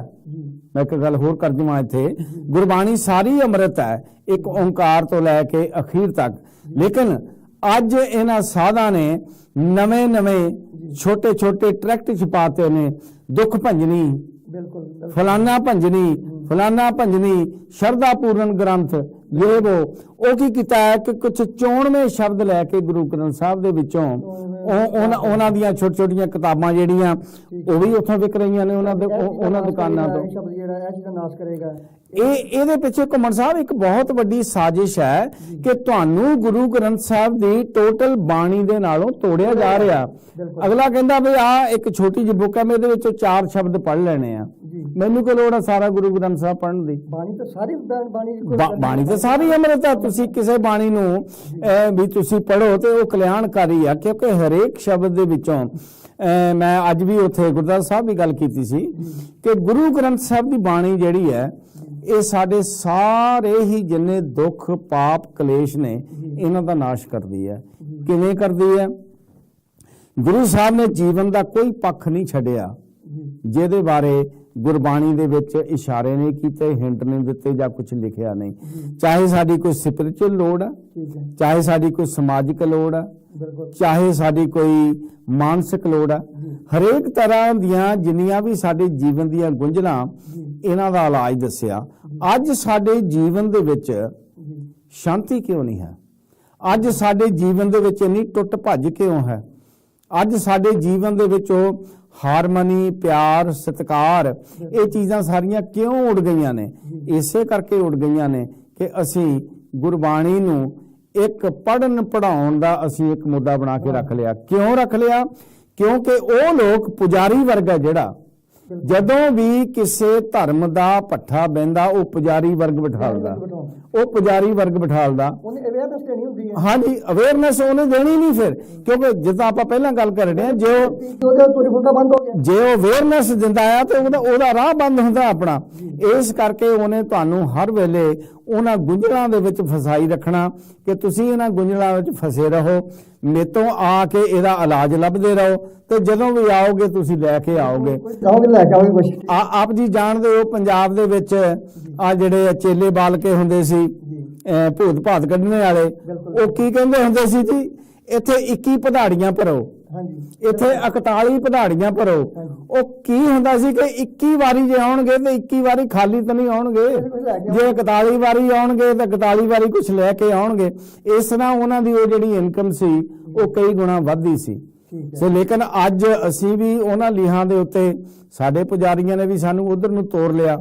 ਮਾਫ ਕਰਨਾ, ਮੈਂ ਗੱਲ ਯਾਦ ਆ ਗਈ। ਅੱਜ ਆਪਾਂ ਦੇਖਦੇ ਹੁਣ ਆਪਾਂ ਗੁਟਕਾ ਸਾਹਿਬ ਪੜ੍ਹਦੇ ਹਾਂ, ਸੁਖਮਨੀ ਸਾਹਿਬ ਦਾ ਗੁਟਕਾ ਲੈਂਦੇ ਹਾਂ, ਲੇਕਿਨ ਉਹਦੇ ਵਿੱਚ ਜਿਹੜਾ ਪੰਜਵੇਂ ਪਾਤਸ਼ਾਹ ਧੰਨ ਸ੍ਰੀ ਗੁਰੂ ਅਰਜਨ ਦੇਵ ਜੀ ਨੇ ਸੁਖਮਨੀ ਸਾਹਿਬ ਲਿਖੀ ਸੀ, ਉਹਨੂੰ ਵੀ ਹਰ ਸ਼ਲੋਕ ਅਸ਼ਟਪਦੀ ਤੋਂ ਸ਼ੁਰੂ ਹੋਣ ਤੋਂ ਪਹਿਲਾਂ ਸੁਖਮਨੀ ਸੁਖ ਅੰਮ੍ਰਿਤ ਪ੍ਰਭ ਨਾਮ ਭਗਤ ਜਨਾਂ ਕੇ ਮਨ ਵਿਸਰਾਮ, ਇਹ ਨਾਲ ਲਿਖ ਕੇ ਤੇ ਫਿਰ ਅਗੀ ਪੌੜੀ ਸ਼ੁਰੂ ਕੀਤੀ ਜਾਂਦੀ ਹੈ। ਇਹ ਮਤ ਨਹੀਂ ਹੈ ਜਿਹੜੇ ਲਿਖ ਰਹੇ ਨੇ ਸਾਹਿਬ ਕਿ ਉਹਨਾਂ ਨੂੰ ਇਹ ਚੀਜ਼ ਦਾ ਕੋਈ ਰੋਕਣ ਵਾਲਾ SGPC ਜਾਂ ਕੋਈ ਐਸੀਆਂ ਹੋਰ ਸੰਸਥਾ ਨਹੀਂ ਜਿਹੜਾ ਉਹਨਾਂ ਨੂੰ ਕੰਟਰੋਲ ਕਰ। ਉਹਦੇ ਵਿੱਚ ਘੁੰਮਣ ਸਾਹਿਬ ਇਹ ਚੀਜ਼ ਆ ਕਿ ਜਦੋਂ ਕਿਸੇ ਬੰਦੇ ਨੇ ਆਪਣੀ ਇੰਪੋਰਟੈਂਸ ਦਿਖਾਉਣੀ ਹੈ ਨਾ ਕਿ ਮੇਰੇ ਵਿੱਚ ਕੋਈ ਮਹਾਨਤਾ ਹੈ, ਬਸ ਉਹਨੇ ਵੱਖਰਾਪਣ ਦਿਖਾਉਣਾ। ਕਿਉਂਕਿ ਜੋ ਵੱਖਰਾਪਣ ਨਹੀਂ ਦਿਖਾਉਂਦਾ ਤੇ ਜਿਹੜਾ ਬੰਦਾ ਜਗਿਆਸੂ ਉਹਦੇ ਕੋਲ ਆਇਆ ਉਹ ਕਹਿੰਦਾ ਵੀ ਇਹਦੇ ਤੇ ਉਹਦੇ 'ਚ ਕੀ ਫਰਕ ਹੈ? ਇਹ ਗੁਟਕਾ ਤਾਂ ਫਿਰ ਮੈਂ ਉੱਥੋਂ ਸ਼੍ਰੋਮਣੀ ਕਮੇਟੀ ਦੀ ਦੁਕਾਨ ਤੋਂ ਵੀ ਲੈ ਲੈਣਾ। ਇਸ ਕਰਕੇ ਇਹਨਾਂ ਸਾਧਾਂ ਨੇ ਇਹਨੂੰ ਕਹਿੰਦੇ ਨੇ ਜੀ ਉਹ ਸੰਪਟ ਲੱਗਾ ਹੋਇਆ। ਇਹਨਾਂ ਨੂੰ ਕੋਈ ਪੁੱਛੇ ਵੀ ਜੇ ਇਹ ਸੰਪਟ ਲਾਉਣੇ ਸੀ ਤੇ ਗੁਰੂ ਸਾਹਿਬ ਨਹੀਂ ਸੀ ਲਾ ਸਕਦੇ? ਜਿਹੜਾ ਜ਼ਰੂਰੀ ਸੀ ਨਹੀਂ ਉਹਨਾਂ ਨੇ ਸੰਪਟ ਕਿਉਂ ਨਾ ਲਾਤੇ? ਇਹ ਗੁਟਕੇ ਵੀ ਜੀ ਕਈ ਤਰ੍ਹਾਂ ਦੇ ਮਿਲਦੇ ਆ। ਕਈਆਂ ਗੁਰਦੁਆਰਿਆਂ ਵਿੱਚ ਕਈਆਂ ਗੁਟਕਿਆਂ ਦੇ ਵਿੱਚ ਹਰੇਕ ਅਸ਼ਟਪਦੀ ਤੋਂ ਬਾਅਦ ਵਾਹਿਗੁਰੂ ਵਾਹਿਗੁਰੂ ਲਿਖਿਆ 3 ਵਾਰੀ। ਕਈਆਂ ਦੇ ਵਿੱਚ ਆ ਜਿਹੜੀ ਤੁਸੀਂ ਅਸ਼ਟਪਦੀ ਦਾ ਸ਼ਲੋਕ ਦਾ ਜ਼ਿਕਰ ਕੀਤਾ ਉਹ ਲਿਖਿਆ ਹੋਇਆ। ਸੋ ਇੱਕ ਇਹਨਾਂ ਦੀ ਸੰਸਥਾ ਦਾ ਗੁਟਕਾ ਹੈ ਜਿਹਦੇ ਵਿੱਚ ਅੱਧਾ ਗੁਟਕਾ ਇਸ ਗੱਲ ਨਾਲ ਹੀ ਭਰਿਆ ਹੋਇਆ ਕਿ ਸੁਖਮਨੀ ਸਾਹਿਬ ਦਾ ਪਾਠ ਕਰਨ ਦੀ ਵਿਧੀ ਕੀ ਆ। ਬਿਲਕੁਲ। ਤੇ ਜੇ ਵਿਧੀਆਂ ਦੱਸਣੀਆਂ ਤੇ ਵਿਧੀਆਂ ਗੁਰੂ ਮਹਾਰਾਜ ਦੇ ਵਿੱਚ ਹੀ ਲਿਖ ਜਾਂਦੇ ਕਿ ਭਾਈ ਆ ਜਿਹੜੀ ਬਾਣੀ ਆ ਤੁਸੀਂ ਇਸ ਵਿਧੀ ਨਾ ਪੜ੍ਹਿਓ। ਸੋ ਗੱਲ ਮੁੱਕਦੀ ਉੱਥੇ ਆਉਂਦੀ ਆ ਕਿ ਇਹ ਚੀਜ਼ਾਂ ਸਾਰੀਆਂ ਸਿਰਫ ਉਹਨਾਂ ਨੇ ਇਸ ਕਰਕੇ ਕੀਤੀਆਂ ਕਿ ਸਾਡੀ ਅਲੱਗ ਹਸਤੀ ਜਿਹੜੀ ਆ ਕਾਇਮ ਹੋਵੇ। ਇਹਦੇ ਵਿੱਚ ਵੀ ਕੋਈ ਸ਼ੱਕ ਨਹੀਂ ਕਿ ਉਹ ਸੰਸਥਾ ਦੇ ਗੁਟਕੇ ਵਿਕ ਵੀ ਜ਼ਿਆਦਾ ਰਹੇ ਨੇ। ਵਿਕ ਮੈਂ ਹੁਣ ਥੋੜੇ ਜਿਹਾ ਪਿੱਛੇ ਜਾਣਾ। ਜਦੋਂ ਆਪਣੀ ਸ਼ੁਰੂਆਤ ਹੋਈ ਆ ਤੁਸੀਂ ਅਨਪੜ੍ਹ ਦਾ ਤੇ ਜਿਹੜੇ ਪੜ੍ਹੇ ਲਿਖੇ ਲੋਕ ਆ ਉਹਨਾਂ ਦਾ ਜ਼ਿਕਰ ਕੀਤਾ ਸੀ। ਇਹਦੇ ਵਿੱਚ ਜਿਹੜੇ ਜ਼ਿਆਦਾ ਪੜ੍ਹੇ ਹੋਏ ਲੋਕ ਆ ਮੇਰੇ ਖਿਆਲ ਵਿੱਚ ਉਹ ਜ਼ਿਆਦਾ ਇਸ ਪਾਸੇ ਨੂੰ ਜਾ ਰਹੇ ਆ, ਇਸ ਪਾਸੇ ਨੂੰ ਜਾ ਰਹੇ ਆ ਕਿਉਂਕਿ ਉਹ ਸਮਝਦੇ ਨੇ ਕਿ ਅਸੀਂ ਇਹ ਚੀਜ਼ਾਂ ਕਰਕੇ ਤੇ ਜੋ ਕੁਝ ਅਸੀਂ ਇਹਨਾਂ ਬਾਬਾ ਜੀ ਤੋਂ ਮੰਗਣਾ ਚਾਹੁੰਦੇ ਹਾਂ ਸਾਨੂੰ ਉਹ ਮਿਲ ਜਾਏਗਾ, ਉਹ ਮਿਲ ਜਾਏਗਾ। ਲੇਕਿਨ ਇਹ ਚੀਜ਼ਾਂ ਜਿਹੜੀਆਂ ਨੇ ਇੱਕ ਆਮ ਸਿੱਖ ਨੂੰ ਇਹ ਗੁਰੂ ਗ੍ਰੰਥ ਸਾਹਿਬ ਜੀ ਨਾਲੋਂ ਤੋੜਨ ਦਾ ਇੱਕ ਬਹੁਤ ਵੱਡਾ ਇਸ ਵੇਲੇ ਇੱਕ ਕਾਰਨ ਬਣ ਰਹੀਆਂ ਨੇ, ਜਿਹਦੇ ਵਾਸਤੇ ਸਾਨੂੰ ਸਾਰੇ ਪੰਥ ਨੂੰ ਸੁਚੇਤ ਹੋਣ ਦੀ ਲੋੜ ਹੈ। ਲੇਕਿਨ ਮੈਂ ਤੁਹਾਡੀ ਉਸ ਗੱਲ ਦਾ ਵੀ ਜਵਾਬ ਨਾਲ ਹੀ ਦੇ ਦਿੰਦਾ ਕਿ ਜਿਹਨਾਂ ਸੰਸਥਾਵਾਂ ਨੇ ਸਾਡੀ ਰਾਖੀ ਕਰਨੀ ਸੀ ਸਿੱਖਾਂ ਦੀ, ਉਹ ਸੰਸਥਾਵਾਂ ਜਿਹੜੀਆਂ ਖੁਦ ਉੱਥੇ ਡੁੱਬੀਆਂ ਹੋਈਆਂ ਨੇ। ਆਪ ਜੀ ਰੋਜ਼ਾਨਾ ਜਿਹੜੇ ਵੀ ਸਿੱਖ ਰੋਜ਼ਾਨਾ ਅਖਬਾਰਾਂ ਦੇ ਨਾਲ ਜੋ ਪੰਜਾਬ ਤੋਂ ਛਪਦੀਆਂ ਨੇ ਆਨਲਾਈਨ ਜਾਂ ਪੇਪਰ ਤੇ ਉਹਨਾਂ ਨਾਲ ਜੁੜੇ ਹੋਏ ਨੇ, ਉਹ ਦੇਖਦੇ ਨੇ ਕਿ ਸਾਡੇ ਤਖਤਾਂ ਦੇ ਜਥੇਦਾਰ, ਸਾਡੇ ਸ਼੍ਰੋਮਣੀ ਕਮੇਟੀ ਦੇ ਜਥੇਦਾਰ, ਉਹ ਤੇ ਖੁਦ ਇਹਨਾਂ ਦੇ ਪ੍ਰੋਗਰਾਮਾਂ ਵਿੱਚ ਜਾ ਕੇ ਇਹਨਾਂ ਨੂੰ ਬ੍ਰਹਮ ਗਿਆਨੀ ਦੇ ਖਿਤਾਬ ਦਿੰਦੇ ਨੇ, ਇਹਨਾਂ ਨੂੰ ਸੰਤ ਦੇ ਖਿਤਾਬ ਦਿੰਦੇ ਨੇ। ਕਿਉਂ ਦਿੰਦੇ ਨੇ? ਕਿ ਉੱਥੋਂ ਮੋਟੇ-ਮੋਟੇ ਲਿਫਾਫੇ ਇਹਨਾਂ ਨੂੰ ਮਿਲਦੇ ਨੇ, ਉੱਥੋਂ ਵੋਟਾਂ ਮਿਲਦੀਆਂ ਨੇ, ਉੱਥੋਂ ਇਹਨਾਂ ਦਾ ਮਾਣ ਸਤਿਕਾਰ ਹੋਰ ਜ਼ਿਆਦਾ ਹੁੰਦਾ ਹੈ। ਇਸ ਕਰਕੇ ਜਿਹੜਾ ਸਧਾਰਨ ਸਿੱਖ ਹੈ ਉਹ ਜਦੋਂ ਇਹਨਾਂ ਨੂੰ ਉੱਥੇ ਜਾਂਦਿਆਂ ਨੂੰ ਦੇਖਦਾ ਤੇ ਉਹ ਕਹਿੰਦਾ ਵੀ ਜੇ ਸਾਡੇ ਜਥੇਦਾਰ ਉੱਥੇ ਜਾ ਕੇ ਇਹਨਾਂ ਸੰਤਾਂ ਨੂੰ ਮੱਥੇ ਟੇਕਦੇ ਆ ਕੁਛ ਲੈਣਾ ਸੀ ਤੇ ਅਸੀਂ ਕਿਉਂ ਨਾ ਜਾਈਏ, ਅਸੀਂ ਕਿਉਂ ਨਾ ਜਾਈਏ। ਬਜਾਏ ਕਿ ਉਹ ਆਮ ਸਿੱਖਾਂ ਨੂੰ ਵਰਜਦੇ ਉੱਥੇ ਜਾਣ ਤੋਂ, ਉਹ ਖੁਦ ਉਹਦੇ ਵਿੱਚ ਮੁਲਵਸ ਨੇ, ਉਹ ਖੁਦ ਉੱਥੇ ਜਾਂਦੇ ਨੇ ਜੀ। ਇੱਕ ਗੱਲਾਂ ਚੋਂ ਖਿਆਲ ਹੋਰ ਇੱਕ ਹੈ, ਮੈਂ ਉਸ ਜਗ੍ਹਾ ਦਾ ਨਾਂ ਨਹੀਂ ਲੈਣਾ ਚਾਹੁੰਦਾ, ਲੇਕਿਨ ਡੰਗਰ ਦੇ ਕੋਲ ਜਗ੍ਹਾ, ਅਗਰ ਮੈਂ ਇਸ਼ਾਰਾ ਦੇ ਦੇਵਾਂ ਤੇ ਸਭ ਲੋਕ ਜਿਹੜੇ ਸਮਝ ਜਾਣਗੇ, ਸਮਝ ਜਾਵੇਗੀ। ਹਾਂਜੀ, ਉਹ ਮੈਂ ਆਪਣੇ ਅੱਖੀਂ ਦੇਖਿਆ ਕਿ ਉਹਨਾਂ ਬਾਬਿਆਂ ਨੇ ਵੀ ਮਤਲਬ ਪੂਰੇ ਗ੍ਰੰਥ ਸਾਹਿਬ ਦੇ ਉਹ ਰਹਿਤ ਮਰਜ਼ਾਦਾ ਰੱਖਦੇ ਨੇ, ਖੰਡ ਪਾਠ ਦੀਆਂ ਲੜੀਆਂ ਚੱਲ ਰਹੀਆਂ ਨੇ, ਸਭ ਕੁਝ ਹੋ ਰਿਹਾ, ਲੇਕਿਨ ਉਹ ਵੀ ਕਾਪੀਆਂ ਕਰਵਾ ਕੇ ਤੇ ਉਹ ਸ਼ਬਦਾਂ ਦੀ ਜਿਹੜੀਆਂ ਅੱਗੇ ਵੰਡ ਰਹੇ ਨੇ ਕਿ ਆਹ ਬਿਮਾਰੀ ਹੈ ਤੇ ਇਹ ਸ਼ਬਦ ਲੈ ਜਾਓ ਤੇ ਇੰਨੀ ਵਾਰੀ ਪੜ੍ਹਿਓ ਤੇ ਹਰ ਇੰਨੇ ਜਿਹੜੇ ਨੇ ਉਹ ਐਤਵਾਰ ਇੱਥੇ ਆਇਓ ਤੇ ਇਹ ਕਰਿਓ ਤੇ ਇਹ ਕਰਿਓ ਤੇ ਇਹ ਕਰਿਓ ਤੇ ਇਹ ਕਰਿਓ। ਦੇਖੋ ਉਹ ਘੁੰਮਣ ਸਾਹਿਬ ਜਿਹੜਾ ਚੱਕਰ ਹੈ ਨਾ ਕਿ ਹਰੇਕ ਬਾਬਾ ਜਿਹੜਾ, ਮਾਫ ਕਰਨਾ ਮੈਂ ਇਹ ਨਹੀਂ ਗੱਲ ਕਹਿ ਰਿਹਾ ਕਿ ਉਹ ਬਾਣੀ ਨਹੀਂ ਹੈ, ਬਾਣੀ ਹੈ, ਬਾਣੀ ਸਾਰੀ ਅਮਰਤ ਹੈ। ਉਹ ਬਾਣੀ ਕਰੀ, ਉਹ ਬਾਣੀ ਦੂਜੇ ਉਹ ਇਸ ਕਰਕੇ ਘੁੰਮਣ ਸਾਹਿਬ ਹੋ ਰਿਹਾ ਕਿ ਹਰੇਕ ਬਾਬਾ ਜਿਹੜਾ ਚਾਹੁੰਦਾ ਕਿ ਉਹਦਾ ਡੇਰਾ ਵੱਡਾ ਹੋਵੇ। ਡੇਰਾ ਤਾਂ ਹੀ ਵੱਡਾ ਹੋਵੇਗਾ, ਉਹ ਡੇਰਾ ਇਸੇ ਤਰ੍ਹਾਂ ਵੱਡਾ ਹੋਏਗਾ ਜਦੋਂ ਮਾਇਆ ਵਧੇਰੇ ਆਏਗੀ। ਉਹ ਦਿਨੇ ਰਾਤ, ਹੁਣ ਤੁਸੀਂ ਕੰਮ ਕਰਦੇ ਹੋ, ਮੈਂ ਕੰਮ ਕਰਦਾ, ਅਸੀਂ ਕੰਮਕਾਰ ਤੋਂ ਥੱਕੇ ਟੁੱਟੇ ਆਉਨੇ ਆ, ਘਰ ਦੀਆਂ ਵੀ ਮਜਬੂਰੀਆਂ ਹੁੰਦੀਆਂ, ਉਹ ਵੀ ਦੇਖਣੀਆਂ ਹੁੰਦੀਆਂ, ਸੋ ਸਾਨੂੰ ਕਈ ਵਾਰੀ ਮੌਕਾ ਨਹੀਂ ਮਿਲਦਾ ਕਿ ਅਸੀਂ ਬਾਹਰ ਹੋਰ ਗੱਲਾਂ ਵੱਲ ਬਹੁਤਾ ਧਿਆਨ ਦਈਏ। ਉਹ ਬਾਬੇ ਜਿਹੜੇ ਸਵੇਰ ਤੋਂ ਸ਼ਾਮ ਤਾਈਂ ਇਹੀ ਪਲਾਨਾਂ ਬਣਾਉਂਦੇ ਨੇ ਕਿ ਮਾਇਆ ਦਾ ਜਿਹੜਾ ਸਾਧਨ ਹੈਗਾ ਉਸ ਨੂੰ ਕਿਵੇਂ ਵਧਾਇਆ ਜਾ ਸਕਦਾ। ਉਹ ਫਿਰ ਜਿਸ ਤਰ੍ਹਾਂ ਹੁਣ ਤੁਸੀਂ ਜ਼ਿਕਰ ਕੀਤਾ ਕਿ ਉਸ ਤਰ੍ਹਾਂ ਦੇ ਸ਼ੋਸ਼ੇ ਜਿਹੜੇ ਉਹ ਛੱਡਦੇ ਨੇ ਜੀ, ਤੇ ਇੱਥੇ ਇੰਨੇ ਦਿਨ ਆਓ ਜੀ, ਇੱਥੇ ਆਹ ਕਰੋ ਜੀ, ਆਹ ਤੁਸੀਂ ਲੈ ਜਾਓ ਜੀ, ਆਹ ਸ਼ਬਦ ਇੰਨੀ ਵਾਰੀ ਪੜੋ ਜੀ, ਆਹ ਕਰੋ ਜੀ, ਆਹ ਕਰੋ ਜੀ। ਇਹਦੇ ਨਾਲ ਉਹਨਾਂ ਦੀ ਆਮਦਨ ਵੱਧਦੀ ਹੈ, ਆਮਦਨ ਵਧਣ ਦੇ ਨਾਲ ਮਹਿੰਗੀਆਂ ਕਾਰਾਂ ਉੱਥੇ ਆਉਂਦੀਆਂ ਨੇ, ਆਮਦਨ ਵਧਣ ਦੇ ਨਾਲ ਉਹਨਾਂ ਦੇ ਡੇਰੇ ਦੇ ਵਿੱਚ ਸੁੱਖ ਸਹੂਲਤਾਂ ਹੋਰ ਵੱਧਦੀਆਂ ਨੇ, ਤੇ ਸੁੱਖ ਸਹੂਲਤਾਂ ਲਈ ਜਿਹੜਾ ਆਮ ਮਨੁੱਖ ਹੈ ਉਹ ਸਾਰੀ ਦੁਨੀਆ 'ਚ ਦੌੜਾ ਭੱਜਾ ਫਿਰਦਾ। ਅਸੀਂ ਵੀ ਜੇ ਬਾਹਰਲੇ ਮੁਲਕਾਂ ਵਿੱਚ ਆਏ ਸੀ ਤੇ ਸੁੱਖ ਸਹੂਲਤਾਂ ਲਈ ਆਏ ਸੀ, ਕਿਉਂਕਿ ਪੰਜਾਬ ਵਿੱਚ ਰੋਟੀ ਨਹੀਂ ਸੀ ਮਿਲਦੀ, ਅਸੀਂ ਕਿਹਾ ਵੀ ਚਲੋ ਬਾਹਰ ਚੱਲਦੇ, ਉੱਥੇ ਚੰਗੀ ਰੋਟੀ ਖਾਵਾਂਗੇ। ਅਸੀਂ ਤੇ ਬਾਹਰ ਆ ਕੇ ਮਿਹਨਤ ਮਜ਼ਦੂਰੀ ਕਰਕੇ ਰੋਟੀ ਖਾਂਦੇ ਆ, ਤੇ ਉਹ ਪੰਜਾਬ 'ਚ ਬੈਠੇ ਇੱਕ ਬਾਦਸ਼ਾਹਾਂ ਵਾਲਾ ਜੀਵਨ ਬਤੀਤ ਕਰ ਰਹੇ ਨੇ ਤੇ ਕਰ ਵੀ ਰਹੇ ਨੇ ਸਾਡੇ ਸਿਰਾਂ ਦੇ ਉੱਤੋਂ, ਕਿਉਂਕਿ ਬਾਹਰਲੇ ਪੈਸੇ ਦੇ ਨਾਲ ਇਧਰੋਂ ਜ਼ਿਆਦਾ। ਮੈਂ ਜਿੰਨੀ ਵਾਰੀ ਵੀ ਪੰਜਾਬ ਜਾਣਾ, ਜਦੋਂ ਉੱਥੇ ਇਦਾਂ ਦੀਆਂ ਵਿਚਾਰਾਂ ਕਰੀਦੀਆਂ ਨੇ, ਉਹ ਉੱਥੇ ਸ਼ਰੇਆਮ ਲੋਕ ਕਹਿੰਦੇ ਨੇ ਕਿ ਭਾਈ ਇਹ ਤੁਹਾਡੇ ਵਿਗਾੜੇ ਹੋਏ ਨੇ, ਤੁਸੀਂ ਉੱਥੇ ਗਿਆ ਨੂੰ ਇਹਨਾਂ ਨੂੰ ਡਾਲਰਾਂ ਤੇ ਪਾਉਂਡਾਂ ਤੇ ਐਰੋਆਂ ਦੇ ਨਾਲ ਲੱਦ ਦਿੰਦੇ ਹੋ, ਤੇ ਕਿਉਂ ਨਾ ਆਉਣ ਜੀ ਉੱਥੇ।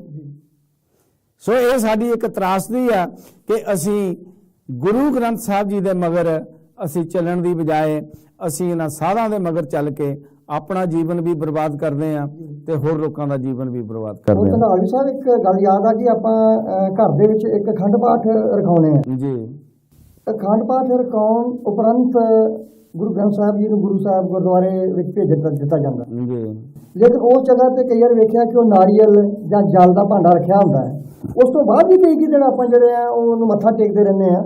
ਇਹ ਕੀ ਕਰਮਕਾਂਡ ਨਹੀਂ ਜਾਂ ਇਹ ਕਰਮਕਾਂਡ ਜੀ ਸਾਡੇ ਵਿੱਚ ਇੰਨਾ ਸ਼ੁਰੂ ਕਰ ਦਿੱਤਾ, ਉਹ ਮਤਲਬ ਜਾਲੇ ਪੀਣਾ, ਬੱਚਿਆਂ ਨੂੰ ਪਿਆਉਣਾ ਜਾਂ ਛਿੜਕਣਾ, ਇਹ ਦੇਖੋ ਕਿ ਅਸੀਂ, ਮੈਨੂੰ ਯਾਦ ਹੈ ਅੱਜ ਤੱਕ ਮੇਰੀ ਉਮਰ ਉਸ ਵੇਲੇ ਹੋਏਗੀ ਕੋਈ 17-18 ਸਾਲ ਦੀ, ਘਰ ਦੇ ਵਿੱਚ ਅਖੰਡ ਪਾਠ ਸਾਹਿਬ ਰਖਾਇਆ ਗਿਆ। ਮੈਂ ਉੱਥੇ ਦੀ ਗੱਲ ਕਰਦਾ ਇੰਡੀਆ ਦੀ, ਤੇ ਐਤਵਾਰ ਵਾਲੇ ਦਿਨ ਜਿਸ ਦਿਨ ਭੋਗ ਪੈਣਾ ਸੀ, ਤੇ ਮੈਨੂੰ ਇੱਕ ਪਾਠੀ ਕਹਿੰਦਾ ਜੀ ਇਦਾਂ ਕਰੋ, ਬੀਬੀਆਂ ਨੂੰ ਕਹੋ ਸਾਨੂੰ ਇੰਨਾ ਕੁ ਆਟਾ ਗੁੰਨ ਦੇਣ। ਮੈਂ ਕਿਹਾ ਗਿਆਨੀ ਜੀ ਉਹ ਕੀ ਕਰਨਾ? ਕਹਿੰਦੇ ਜੀ ਆਰਤੀ ਕਰਨ ਵਾਸਤੇ ਦੀਵੇ ਬਣਾਉਣੇ ਆ। ਅੱਛਾ ਜੀ, ਠੀਕ ਹੈ। ਮੈਂ ਕਿਹਾ ਗਿਆਨੀ ਜੀ ਤੁਹਾਨੂੰ ਕਿਹਨੇ ਕਿਹਾ ਵੀ ਆਰਤੀ ਕਰਨੀ ਆ? ਕਿਉਂਕਿ ਅਸੀਂ ਆਪਣੇ, ਸਾਡੇ ਜਿਹੜੇ ਪੰਜਾਬੀ ਦੇ ਟੀਚਰ ਹੁੰਦੇ ਸੀ ਉਹ ਬੜੇ ਗੁਰਮਤ ਦੇ ਐਨ ਪਹਿਰਾ ਦੇਣ ਵਾਲੇ ਸੀ, ਅਸੀਂ ਉਹਨਾਂ ਦੇ ਝੰਡੇ ਹੋਏ ਸੀ। ਤੇ ਮੈਂ ਕਿਹਾ ਜੀ ਤੁਹਾਨੂੰ ਕਿਹਨੇ ਕਿਹਾ ਵੀ ਆਰਤੀ ਕਰਨੀ ਆ? ਉਹ ਕਹਿੰਦੇ ਜੀ ਸਾਰੀ ਦੁਨੀਆ ਦੇ ਅਸੀਂ ਕਰਦੇ ਜਿੱਥੇ ਜਾਂਦੇ ਆ। ਮੈਂ ਕਿਹਾ ਬਾਹਰ ਜਿੱਥੇ ਮਰਜ਼ੀ ਕਰੋ, ਇੱਥੇ ਆਰਤੀ ਨਹੀਂ ਕਰਨੀ ਤੁਸੀਂ। ਮੈਂ ਕਿਹਾ ਮੈਨੂੰ ਪਤਾ ਤੁਸੀਂ ਆਰਤੀ ਆਪਣੇ ਜਿਹੜੇ ਤੁਹਾਡਾ 150 ਰੁਪਈਆ ਬਣਨਾ ਉਹਦੇ ਲਈ ਕਰਨੀ ਹੈ ਨਾ। ਅਸੀਂ, ਮੈਂ ਕਿਹਾ ਉਦਾਂ ਤੁਹਾਨੂੰ 100 ਰੁਪਈਆ ਹੋਰ ਰੱਖ ਦਿੰਦੇ ਆ, ਲੇਕਿਨ ਇਹ ਕਰਮਕਾਂਡ ਜਿਹੜਾ ਇੱਥੇ ਸਾਡੇ ਘਰ 'ਚ ਨਹੀਂ ਹੋਏਗਾ। ਕਈ ਵਾਰ ਇਦਾਂ ਵੀ ਹੁੰਦਾ ਕਿ ਸਾਹਿਬ ਵੀ ਮਤਲਬ ਆਪਾਂ ਉਹ ਚੀਜ਼ ਜਿਹੜੀ ਸੱਚਾਈ ਉੱਤੇ ਪਹਿਰਾ ਦੇਣਾ ਚਾਹੁੰਦੇ ਆ, ਲੇਕਿਨ ਉਹਦੇ ਪਿੱਛੇ ਜੇਕਰ ਸੰਗਤ ਦੀ ਗਿਣਤੀ ਜਿਹੜੀ 50 ਹੈ ਜਾਂ 60 ਹੈ, ਉਹ ਤੁਹਾਡੀ ਸੋਚ ਵਾਲੇ ਬੰਦੇ ਜਾਂ ਸੱਚਾਈ ਦੀ ਸੋਚ ਵਾਲੇ ਬੰਦੇ 2-4 ਹੁੰਦੇ ਨੇ। ਇਸ ਕਰਕੇ ਤੁਸੀਂ ਉਸ ਗੱਲ ਨੂੰ ਚੁੱਪ ਰਹਿਣ ਦਿੰਦੇ ਆ ਕਿ ਅਗਰ ਮੈਂ ਇਹ ਗੱਲ ਕੀਤੀ ਤੇ ਵਿਵਾਦ ਨਾ ਖੜਾ ਨਹੀਂ। ਉਸਨੇ ਉਸ ਪਾਠੀ ਨੇ ਫਲੂਹਾ ਛੱਡਿਆ, ਉਹ ਬੈਠਾ ਨਹੀਂ ਆਰਾਮ ਨਾਲ, ਉਹੀ ਹੈ ਨਾ ਫਿਰ ਉਹਨੇ ਜਾ ਕੇ ਬੀਬੀਆਂ ਚ ਚੰਗਿਆੜੀ ਛੱਡ ਦਿੱਤੀ ਵੀ ਜੀ ਇਹ ਕੱਲ ਦਾ ਛੋਕਰਾ, ਇਹਨੂੰ ਕੀ ਪਤਾ ਇਹਨਾਂ ਗੱਲਾਂ ਦਾ। ਸਾਡੇ ਮਾਤਾ ਜੀ ਉਹ ਕਹਿਣ ਨਹੀਂ ਜੀ ਕਾਕਾ ਤੂੰ ਇਹਨਾਂ ਦੇ ਕੰਮਾਂ 'ਚ ਦਖਲ ਨਾ ਦੇ। ਮੈਂ ਕਿਹਾ ਮੈਂ ਤਾਂ ਦਖਲ ਦੇਣਾ, ਠੀਕ ਹੈ। ਲੇਕਿਨ ਉੱਥੇ ਇਹ ਹੁੰਦਾ ਆ ਕਿ ਜੇ ਤੁਸੀਂ ਕੋਈ ਸਟੈਪ ਲਿਆ ਨਾ ਤੇ ਉਹਦੇ ਤੇ ਫਿਰ ਅੜ ਜਾਓ, ਉਹਦੇ ਤੇ ਖੜੇ ਹੋ ਜਾਓ। ਹਰ ਇਨਸਾਨ ਨੂੰ ਜਾਂ ਹਰ ਸਿੱਖੀ ਸਿਧਾਂਤਾਂ ਤੇ ਚੱਲਣ ਵਾਲੇ ਆਦਮੀ ਨੂੰ ਜਿੰਨਾ ਕੁਝ ਉਹ ਕਰ ਸਕਦਾ ਹੈ ਉੱਥੇ ਉਹ ਪਹਿਰਾ ਦੇਵੇ। ਬਿਲਕੁਲ, ਉਹ ਪਹਿਰਾ ਦਿੱਤੇ ਬਿਨਾਂ ਜੀ ਸਾਡਾ ਮਸਲਾ ਜਿਹੜਾ ਹੱਲ ਨਹੀਂ ਹੋਣਾ। ਇਸੇ ਕਰਕੇ ਅੱਜ ਦੇ ਜ਼ਮਾਨੇ ਵਿੱਚ ਇਹ ਦੇਖਣ ਵਿੱਚ ਆਇਆ ਕਿ ਇਹ ਪਹਿਰਾ ਬਹੁਤ ਘੱਟ ਦਿੱਤਾ ਜਾ ਰਿਹਾ। ਅਸੀਂ ਬਹੁਤ ਆਲੇ ਦੁਆਲੇ ਵਿਚਰਦੇ ਹਾਂ। ਮੈਂ ਖੁਦ 30 ਸਾਲ ਗੁਰਦੁਆਰਾ ਸਾਹਿਬ ਦੇ ਵਿੱਚ ਪ੍ਰਬੰਧਕ ਕਮੇਟੀ ਦੇ ਵਿੱਚ ਰਿਹਾ, ਵੱਖਰੇ ਵੱਖਰੇ ਅਹੁਦਿਆਂ ਦੇ ਉੱਤੇ ਬਹੁਤ ਕੁਝ ਦੇਖਿਆ ਨੇੜੇ ਹੋ ਕੇ। ਮੈਂ ਤੁਹਾਡੀ ਗੱਲ ਨਾਲ ਬਿਲਕੁਲ ਸਹਿਮਤ ਹਾਂ ਕਿ ਕਈ ਵਾਰੀ ਇਸ ਤਰ੍ਹਾਂ ਦੇ ਮਸਲੇ ਆ ਜਾਂਦੇ ਆ ਕਿ ਜਿੱਥੇ ਇੱਕ ਦੋ ਬੰਦੇ ਤਾਂ ਉਹ ਸੁਧਾਰ ਕਰਨਾ ਚਾਹੁੰਦੇ ਆ, ਲੇਕਿਨ ਮੋਹਰੇ ਇੱਕ ਬੰਦਿਆਂ ਦੀ ਕੰਧ ਖੜੀ ਹੁੰਦੀ ਆ ਜਿਹਦੇ ਮੋਹਰੇ ਫਿਰ ਤੁਹਾਡੀ ਉੱਥੇ ਇੱਕ ਵੀ ਪੇਸ਼ ਨਹੀਂ ਚੱਲਦੀ। ਉੱਥੇ ਉਹ ਕੰਮ ਕੀਤਾ ਜਾਂਦਾ ਜਿਹੜਾ ਕਿ ਮਤਲਬ ਨਹੀਂ ਹੋਣਾ ਚਾਹੀਦਾ। ਮੈਨੂੰ ਯਾਦ ਹੈ ਇੱਕ ਵਾਰੀ ਇੰਡੀਆ ਤੋਂ ਇੱਕ ਬਾਬਾ ਆਇਆ ਤੇ ਉਸ ਬਾਬੇ ਬਾਰੇ ਮਸ਼ਹੂਰ ਸੀ ਕਿ ਉਹ ਬਾਬਾ ਜਿੱਥੇ ਵੀ ਗੁਰਦੁਆਰੇ ਦੇ ਵਿੱਚ ਜਾਂਦਾ ਆਪਣਾ ਜੁਦਾ ਆਸਣ ਵਿਛਾਉਂਦਾ। ਪਹਿਲਾਂ ਉਹਦੇ ਜਿਹੜੇ ਚੇਲੇ ਆ ਜੁਦਾ ਆਸਣ ਵਿਛਾਉਂਦੇ ਉਹਦੇ ਵਾਸਤੇ। ਤੇ ਉਹ ਬਾਬੇ ਨੂੰ ਲਿਆਉਣ ਦੇ ਵਿੱਚ ਇਦਾਂ ਸੀ ਕਿ ਕਮੇਟੀ ਦੇ ਵਿੱਚ ਆਦਮੀ ਸੀ ਜਿਹੜਾ ਉਸ ਬਾਬੇ ਦੇ ਡੇਰੇ ਨਾਲ ਜੁੜਿਆ ਹੋਇਆ ਸੀ ਉੱਥੇ ਇੰਡੀਆ ਦੇ ਵਿੱਚ, ਤੇ ਉਹਦੀ ਜ਼ਿਆਦਾ ਖਾਸ ਸੀ ਵੀ ਜੀ ਬਾਬਾ ਜੀ ਨੂੰ ਗੁਰਦੁਆਰੇ ਲਿਆਉਣਾ। ਹੋਰ ਵੀ 10 ਬੰਦੇ ਨਾਲ ਜੋੜਨ। ਹਾਂਜੀ, ਲੇਕਿਨ ਖੁਸ਼ੀ ਦੀ ਗੱਲ ਇਹ ਸੀ ਕਿ ਉਸ ਵੇਲੇ ਉਸ ਗੁਰਦੁਆਰੇ ਦਾ ਜਿਹੜਾ ਗ੍ਰੰਥੀ ਸੀ ਉਹ ਗੁਰਮਤਿ ਦਾ ਧਾਰਨੀ ਸੀ ਪੂਰਾ। ਉਸ ਦੀ ਕਿਤੇ ਇੰਡੀਆ ਵਿੱਚ ਵੀ ਇੱਕ ਦੋ ਵਾਰੀ ਉਹਨਾਂ ਨਾਲ ਪੇਚਾ ਪੈ ਚੁੱਕਾ ਸੀ ਉਸ ਡੇਰੇ ਦੇ ਸਾਧ ਨਾਲ। ਤੇ ਗਿਆਨੀ ਜੀ ਨੇ ਸਾਫ਼ ਕਹਿਤਾ ਵੀ ਭਾਈ ਤੁਸੀਂ ਲਿਆਓ ਬਾਬੇ ਨੂੰ, ਅਸੀਂ ਉਹਦੇ ਬਚਨ ਸੁਣਾਂਗੇ, ਲੇਕਿਨ ਇਸ ਹਾਲ ਦੇ ਵਿੱਚ ਜਿੱਥੇ ਉਸ ਤੁਹਾਡੇ ਬਾਬੇ ਨੇ ਬਹਿਣਾ ਆ ਕੋਈ ਜੁਦੀ ਵਿਛਾਈ ਵਗੈਰਾ ਨਹੀਂ ਕੀਤੀ ਜਾਊਗੀ। 40 ਪਾਉਂਡ ਸਕੁਅਰ ਮੀਟਰ ਵਾਲਾ ਇੱਥੇ ਕਾਰਪੇਟ ਵਿਛਿਆ ਆ, ਉੱਤੇ ਧੋਤੀਆਂ ਹੋਈਆਂ ਚਾਦਰਾਂ ਵਿਛੀਆਂ ਹੋਈਆਂ ਨੇ। ਐਕਸਟਰਾ ਕੁਝ ਕਰਨ ਦੀ ਲੋੜ ਨਹੀਂ, ਕਰਨ ਦੀ ਲੋੜ ਨਹੀਂ। ਇਹ ਕੋਈ ਬਾਹਰ ਮਿੱਟੀ ਤੇ ਥੋੜੀ ਵੀ ਮਿੱਟੀ ਦੇ ਬਾਬੇ ਨੂੰ ਬਿਠਾ ਲੈਣਾ ਤਾਂ ਵਿਛਾਈ ਕਰਦੇ ਹੋ। ਜਿੱਥੇ ਬਾਕੀ ਸੰਗਤ ਬੈਠੀ ਆ ਉੱਥੇ ਬਾਬਾ ਜੀ ਤੁਹਾਡਾ ਬੈਠੇਗਾ। ਹਾਂ, ਮੋਹਰੇ ਹੋ ਕੇ ਬੈਠੇ, ਸਟੇਜ ਦੇ ਨੇੜੇ ਹੋ ਕੇ ਬੈਠੇ, ਅਸੀਂ ਸਤਿਕਾਰ ਕਰਾਂਗੇ। ਦਰਬਾਰ ਤੇ ਦਰਬਾਰ ਹੈ, ਉੱਥੇ ਅੱਗੇ ਪਿੱਛੇ ਹਾਂਜੀ ਦਰਬਾਰ ਹੈ। ਹਾਂ, ਇਹ ਜਿਹੜਾ ਸਤਿਕਾਰ ਹੈਗਾ ਇਹ ਗੁਰੂ ਸਾਹਿਬ ਵਾਸਤੇ ਰਾਖਵਾਂ ਆ। ਚਾਹੇ ਬਾਬਾ ਹੋਵੇ ਚਾਹੇ ਕੋਈ ਹੋਵੇ। ਤੇ ਉਹ ਪਤਾ ਨਹੀਂ ਉਹਨੇ ਦੱਸਿਆ ਅੱਗੇ ਜਾਂ ਨਹੀਂ ਦੱਸਿਆ, ਜਾ ਕੇ ਬਾਬਾ ਆ ਗਿਆ ਜੀ, ਉਹ ਉਹਦੇ ਚੇਲੇ ਚੂਲੇ ਉਹ ਰਮਾਲ ਦੇ ਚੱਕੀ ਫਿਲਮ ਥੱਲੇ ਵਿਛਾਉਣ ਨੂੰ। ਅਸੀਂ ਫਿਰ ਮਨਾ ਕਰਦੇ ਸੀ ਕਿ ਜੀ ਨਹੀਂ ਇਹ ਨਹੀਂ ਤੁਸੀਂ ਵਿਛਾ ਸਕਦੇ, ਇਹ ਗੁਰਮਤਿ ਦੇ ਉਲਟ ਹੈ। ਉਹਨੇ ਵਿਛਾਏ ਤਾਂ ਨਹੀਂ, ਫਿਰ ਬਾਬਾ ਬੈਠਾ ਚਾਦਰਾਂ ਤੇ ਸਿੱਧਾ ਹੀ, ਲੇਕਿਨ ਬਾਬਾ ਉਬਲਿਆ ਇਸ ਤਰ੍ਹਾਂ ਤੇ ਜਿਸ ਤਰ੍ਹਾਂ ਦੇਗ ਉਬਲਦੀ ਹੁੰਦੀ ਆ। ਉਸਨੇ ਆਪਣੇ ਜਿਹੜੇ 2-4 ਬਚਨ ਵੀ ਕਰਨੇ ਸੀ ਸਟੇਜ ਤੋਂ, ਉਹ ਵੀ ਬੜੇ ਹੋਰ ਤਰ੍ਹਾਂ ਦੇ ਮੂਡ ਦੇ ਵਿੱਚ, ਜਿਵੇਂ ਬੜੇ ਗੁੱਸੇ ਸੀ ਇਸ ਤਰ੍ਹਾਂ ਬੋਲਿਆ। ਫਿਰ ਬਾਬਾ ਜੀ ਨੇ ਜਦੋਂ ਬੇਨਤੀ ਕੀਤੀ ਗਈ ਵੀ ਮਹਾਰਾਜ ਆਪਣੇ ਸਾਰੀਆਂ ਸੰਗਤਾਂ ਸਮੇਤ ਲੰਗਰ ਛਕੋ, ਤੇ ਉਹਨੇ ਬਾਬਾ ਸਾਰਿਆਂ ਨੂੰ ਕਹਿਤਾ ਵੀ ਇੱਥੇ ਲੰਗਰ ਨਹੀਂ ਛਕਣਾ, ਚਲੋ। ਹਾਂਜੀ, ਲੰਗਰ ਨਹੀਂ ਛਕਿਆ ਤੇ ਅਸੀਂ ਵੀ ਕਿਹਾ ਠੀਕ ਹੈ ਸਤਿਵਚਨ ਮਹਾਰਾਜ, ਜੇ ਤੁਸੀਂ ਲੰਗਰ ਨਹੀਂ ਛਕਣਾ ਤੇ ਜਾਓ।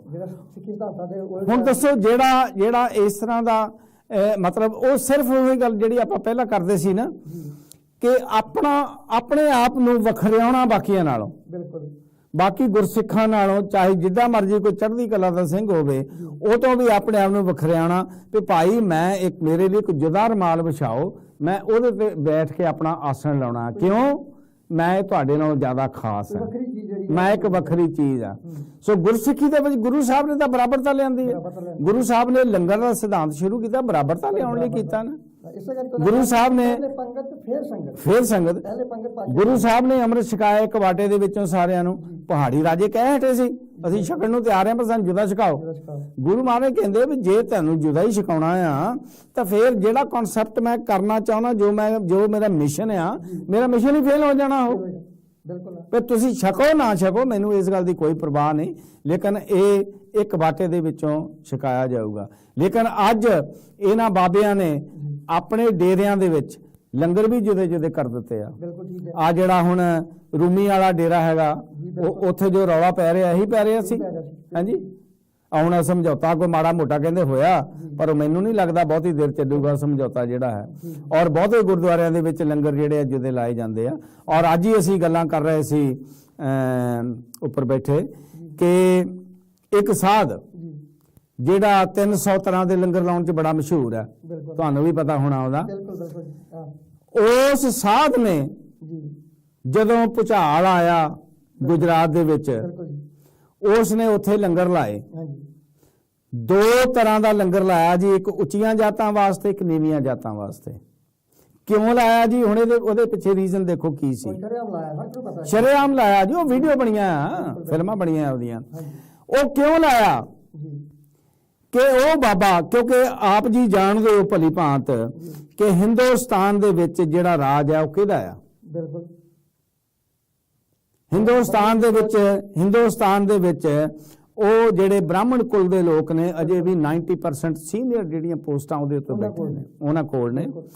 ਉਹ ਨਹੀਂ ਇਸ ਗੱਲ ਦੀ ਬਰਾਬਰਤਾ ਚਾਹੁੰਦੇ ਕਿ ਉਹ ਲੋਕ ਜਿਨ੍ਹਾਂ ਨੂੰ ਅਖੌਤੀ ਨੀਵੀਆਂ ਜਾਤਾਂ ਕਿਹਾ ਜਾਂਦਾ ਕਿ ਇਹ ਸਾਡੇ ਬਰਾਬਰ ਹੋਣ। ਅੱਜ ਵੀ ਗੁਜਰਾਤ ਦੇ ਵਿੱਚ ਮੈਂ ਇੱਕ ਟੈਲੀਵਿਜ਼ਨ ਦੇ ਪ੍ਰੋਗਰਾਮ ਦੇਖਿਆ, 10 ਦਿਨ ਹੋਏ ਆ, ਜਿਹਦੇ ਵਿੱਚ ਗੁਜਰਾਤ ਦੇ ਵਿੱਚ ਛੋਟੀ ਜਾਤ ਦੇ ਜਿਹੜੇ ਲੋਕ ਨੇ ਉਹਨਾਂ ਨੂੰ ਪਿੰਡ ਦੇ ਖੂਹ ਤੋਂ ਪਾਣੀ ਨਹੀਂ ਲੈਣ ਦਿੱਤਾ ਜਾਂਦਾ। ਅੱਜ ਦੇ ਦਿਨ ਵਿੱਚ ਵੀ ਉਹਨਾਂ ਦੀਆਂ ਜਨਾਨੀਆਂ 4-4 ਕਿਲੋਮੀਟਰ ਤੋਂ ਛੋਟੇ ਛੋਟੇ ਬੱਚੇ ਰਾਈਟ ਪਾਣੀ ਦੇ ਪੀਪੇ ਤੇ ਗਾਗਰਾਂ ਚੱਕ ਕੇ 4-4 ਕਿਲੋਮੀਟਰ ਤੋਂ ਕਿਤੇੋਂ ਲੈ ਕੇ ਆਉਂਦੇ ਆ। ਪਿੰਡ ਦੇ ਵਿੱਚ ਉਹਨਾਂ ਨੂੰ ਪਾਣੀ ਭਰਨ ਦਾ ਹੁਕਮ ਨਹੀਂ। 66 ਸਾਲ ਬਾਅਦ ਹਿੰਦੁਸਤਾਨ ਦੀ ਆਜ਼ਾਦੀ ਹੋਣ ਦੇ ਬਾਵਜੂਦ ਵੀ। ਇਹ ਸਿਰਫ ਇੱਕ ਪਿੰਡ ਦੀ ਗੱਲ ਨਹੀਂ, ਪੰਜਾਬ ਤੋਂ ਬਾਹਰ ਸਾਰੇ ਹਿੰਦੁਸਤਾਨ ਵਿੱਚ। ਲੇਕਿਨ ਕਲੰਕ ਵਾਲੀ ਗੱਲ ਇਹ ਹੈ ਕਿ ਇਸ ਵੇਲੇ ਇਹਨਾਂ ਸਾਧਾਂ ਨੇ ਪੰਜਾਬ ਦੇ ਵਿੱਚ ਉਸ ਗੁਰੂ ਨਾਨਕ ਦੇ ਤੇ ਗੁਰੂ ਅਮਰਦਾਸ ਜੀ ਦੇ ਉਸ ਸਿਧਾਂਤ ਨੂੰ, ਸੰਗਤ ਤੇ ਪੰਗਤ ਦੇ ਨੂੰ ਇਹਨਾਂ ਨੇ ਪੈਰਾਂ ਵਿੱਚ ਰੋਲ ਰਹੇ ਆ। ਲੰਗਰ ਜੁਦੇ ਕੀਤੇ ਹੋਏ ਆ। ਲੰਗਰ ਕਿਉਂ ਜੁਦੇ ਕੀਤੇ ਹੋਏ ਆ? ਕਿਉਂ? ਉਹ ਜਿਹੜੇ ਲੋਕ ਨੇ ਜਿਹੜੇ ਪਾਵਰ ਦੇ ਵਿੱਚ ਬੈਠੇ ਨੇ, ਉਹ ਫਿਰ ਇਹਨਾਂ ਨੂੰ ਇਹ ਨਹੀਂ ਪੁੱਛਦੇ ਵੀ ਤੁਹਾਡੇ ਕੋਲ ਗੱਡੀਆਂ ਦੇ ਲਾਇਸੈਂਸ ਹੈ ਜਾਂ ਨਹੀਂ ਹੈ। ਇਹਨਾਂ ਨੂੰ ਇਹ ਨਹੀਂ ਪੁੱਛਦੇ ਵੀ ਤੁਹਾਡੇ ਕੋਲ ਹਥਿਆਰ ਕਿੰਨੇ ਆ, ਇਹਨਾਂ ਦੇ ਲਾਇਸੈਂਸ ਹੈ ਜਾਂ ਨਹੀਂ ਹੈ। ਇਹ ਜਿੱਧਰ ਵੀ ਮਾਰੋ ਮਾਰ ਸਟੇਟਾਂ ਵਿੱਚ ਘੁੰਮਦੇ ਨੇ, ਇਹਨਾਂ ਨੂੰ ਫਿਰ ਕੋਈ ਪੁੱਛਣੇ ਵਾਲਾ ਨਹੀਂ, ਕਿਉਂਕਿ ਇਹ ਉਹਨਾਂ ਦੀ ਪੁਸ਼ਤ ਪਨਾਹੀ ਕਰਦੇ ਨੇ, ਉਹ ਇਹਨਾਂ ਦੀ ਪੁਸ਼ਤ ਪਨਾਹੀ ਕਰਦੇ ਨੇ। ਕਈ ਵਾਰੀ ਵੇਖਣ ਚ ਆਇਆ ਨਾ ਕਿ ਮਤਲਬ ਕਈ ਬਾਬਿਆਂ ਤੋਂ ਅਗਰ ਪੁੱਛ ਕੀਤੀ ਜਾਵੇ ਕਿ ਬਾਬਾ ਜੀ ਤੁਸੀਂ ਗੋਡੇ ਘਟਾ ਰਹੇ ਹੋ, ਪੈਰੀ ਹੱਥ ਲਵਾ ਰਹੇ ਹੋ, ਕਹਿੰਦੇ ਅਸੀਂ ਨਹੀਂ ਲਾ ਰਹੇ, ਇਹ ਸੰਗਤ ਲਾ ਰਹੀ ਹੈ, ਅਸੀਂ ਇਹਨਾਂ ਨੂੰ ਕੀ ਕਹੀਏ। ਅਗਰ ਉਹਨਾਂ ਨੂੰ ਸਵਾਲ ਇਹ ਕੀਤਾ ਜਾਵੇ ਕਿ ਬਾਬਾ ਜੀ ਤੁਹਾਡੀ ਦਸਤਾਰ ਨੂੰ ਤਾਂ ਹੱਥ ਪਾਇਆ ਨਹੀਂ, ਤੁਸੀਂ ਉਦੋਂ ਤਾਂ ਇਹਨਾਂ ਨੂੰ ਡੱਕਿਆ ਨਹੀਂ, ਤੇ ਹੁਣ ਕਿਉਂ ਨਹੀਂ ਡੱਕ ਰਹੇ ਆ? ਫਿਰ ਉਹਦਾ ਕੋਈ ਜਵਾਬ ਨਹੀਂ। ਇਹਦੇ ਬਾਰੇ ਮੈਂ ਜੀ ਜਿਹੜੇ ਦਰਸ਼ਕ ਇਸ ਵੇਲੇ ਮੀਡੀਆ ਪੰਜਾਬ ਟੀਵੀ ਨੂੰ, ਇਸ ਪ੍ਰੋਗਰਾਮ ਨੂੰ ਸੁਣ ਰਹੇ ਆ, ਕੁਝ ਸੁਣੀਏ ਕੁਝ ਕਹੀਏ, ਮੈਂ ਇੱਕ ਬੇਨਤੀ ਜ਼ਰੂਰ ਕਰਨੀ ਚਾਹਾਂਗਾ ਕਿ ਜੇ ਇਸ ਤਰ੍ਹਾਂ ਦੇ ਪਖੰਡਾਂ ਦੇ ਬਾਰੇ ਤੁਸੀਂ ਜ਼ਿਆਦਾ ਜਾਣਨਾ ਚਾਹੁੰਦੇ ਹੋ ਤੇ ਭਾਈ ਸੁਖਵਿੰਦਰ ਸਿੰਘ ਜੀ, ਉਹਨਾਂ ਦੀਆਂ ਕਿਤਾਬਾਂ 6 ਮਾਰਕੀਟ ਵਿੱਚ ਆ ਚੁੱਕੀਆਂ ਨੇ। ਸੰਤਾਂ ਦੇ ਕੌਤਕ, ਸਰੋਤੇ ਸੁਣ ਲੈਣ ਜੀ। ਸੰਤਾਂ ਦੇ ਕੌਤਕ ਕਿਤਾਬ ਦਾ ਨਾਂ ਆ। 6 ਕਿਤਾਬਾਂ ਜਿਹੜੀਆਂ ਨੇ ਮਾਰਕੀਟ ਵਿੱਚ ਆ ਚੁੱਕੀਆਂ ਨੇ। ਦੁਬਾਰਾ ਨਾਂ ਦੱਸਿਓ। ਸੰਤਾਂ ਦੇ ਕੌਤਕ ਜੀ। ਸੰਤਾਂ ਦੇ ਕੌਤਕ, ਹਾਂਜੀ। ਠੀਕ ਹੈ। ਉਸ ਸ਼ਖਸ ਨੇ ਇਹਨਾਂ ਸਾਧਾਂ ਦੇ ਜੋ ਵੀ ਇਹਨਾਂ ਦੇ ਕਿੱਸੇ ਨੇ ਉਹਨਾਂ ਕਿਤਾਬਾਂ ਵਿੱਚ ਲਿਖੇ ਨੇ, ਔਰ ਅੱਜ ਤੱਕ ਕਿਸੇ ਸਾਧ ਨੇ ਉਸ ਗੁਰਸਿੱਖ ਨੂੰ ਚੈਲੰਜ ਨਹੀਂ ਕੀਤਾ ਵੀ ਤੂੰ ਆਹ ਗੱਲ ਗਲਤ ਲਿਖੀ ਹੈ। ਨਹੀਂ ਤਾਂ ਅੱਜ ਦੇ ਜ਼ਮਾਨੇ ਦੇ ਵਿੱਚ ਤੁਸੀਂ ਕਿਸੇ ਖਿਲਾਫ ਕੋਈ ਗਲਤ ਚੀਜ਼ ਪ੍ਰਿੰਟ ਵਿੱਚ ਲਿਆਉਂਦੇ ਹੋ, ਮੀਡੀਆ ਤੇ ਲਿਆਉਂਦੇ ਹੋ, ਤੇ ਉਹ ਤੁਹਾਨੂੰ ਕੋਰਟ ਵਿੱਚ ਸੂ ਕਰ ਸਕਦਾ ਵੀ ਇਹਦਾ ਸਬੂਤ ਦੇ ਵੀ ਕਿੱਥੇ ਆ, ਤੂੰ ਆਹ ਗੱਲ ਮੇਰੇ ਖਿਲਾਫ ਲਿਖੀ ਆ। ਉਹ 6 ਕਿਤਾਬਾਂ ਮਾਰਕੀਟ, ਜਿਹੜਾ ਵੀ ਸੱਜਣ ਕੋਈ ਇੰਡੀਆ ਨੂੰ ਜਾਵੇ ਉਹ ਜ਼ਰੂਰ ਉੱਥੋਂ ਕਿਤਾਬਾਂ ਵਾਲੀਆਂ ਦੁਕਾਨਾਂ ਤੋਂ 6 ਕਿਤਾਬਾਂ ਦਾ ਸੈੱਟ ਲੈ ਕੇ ਆਵੇ। ਮੈਨੂੰ ਲੱਗਦਾ ਕਿ ਜਿਹੜੀ 7ਵੀਂ ਕਿਤਾਬ ਸੀ ਉਹਦੇ ਵਿੱਚ ਮੇਰੀ ਵੀ ਇੱਕ ਕਵਿਤਾ ਛਪੀ ਹੋਈ ਆ, ਮੈਂ ਅਜੇ ਦੇਖੀ ਨਹੀਂ ਖੁਦ ਉਹ, ਤੇ ਉਹ ਕਿਤਾਬਾਂ ਜ਼ਰੂਰ ਲਿਆਓ ਤੇ ਪੜ੍ਹੋ, ਤੇ ਤੁਹਾਨੂੰ ਚਾਨਣਾ ਹੋ ਜਾਏਗਾ ਜਿਹਨਾਂ ਸੰਤਾਂ ਦੇ, ਜਿਹਨਾਂ ਸਾਧਾਂ ਦੇ ਮਗਰ ਅਗਰ ਕੋਈ ਪਰਿਵਾਰ ਲੱਗਾ ਹੋਇਆ ਵੀ ਹੈ, ਉਹ ਜਦੋਂ ਉਹਨਾਂ ਦੀਆਂ ਕਰਤੂਤਾਂ ਪੜ੍ਹੇਗਾ ਤੇ ਇਹਨਾਂ ਦੀ ਅਸਲੀਅਤ ਕੀ ਆ, ਤੇ ਤੁਹਾਨੂੰ ਆਪਣੇ ਆਪ ਮਨ ਨੂੰ ਠੋਕਰ ਲੱਗੇਗੀ ਕਿ ਅਸੀਂ ਕਿੱਧਰ ਭੁੱਲੇ ਫਿਰਦੇ ਹਾਂ। ਕਿਤੇ ਐਦਾਂ ਹੀ ਨਹੀਂ ਕਿ ਆਪਾਂ ਜਿਹੜੇ ਖੁਦ ਸਿੱਖ ਹੀ ਆ, ਇਸ ਤਰ੍ਹਾਂ ਖੁਦ ਹੀ ਉੱਠ ਜਾ ਰਹੇ ਹਾਂ।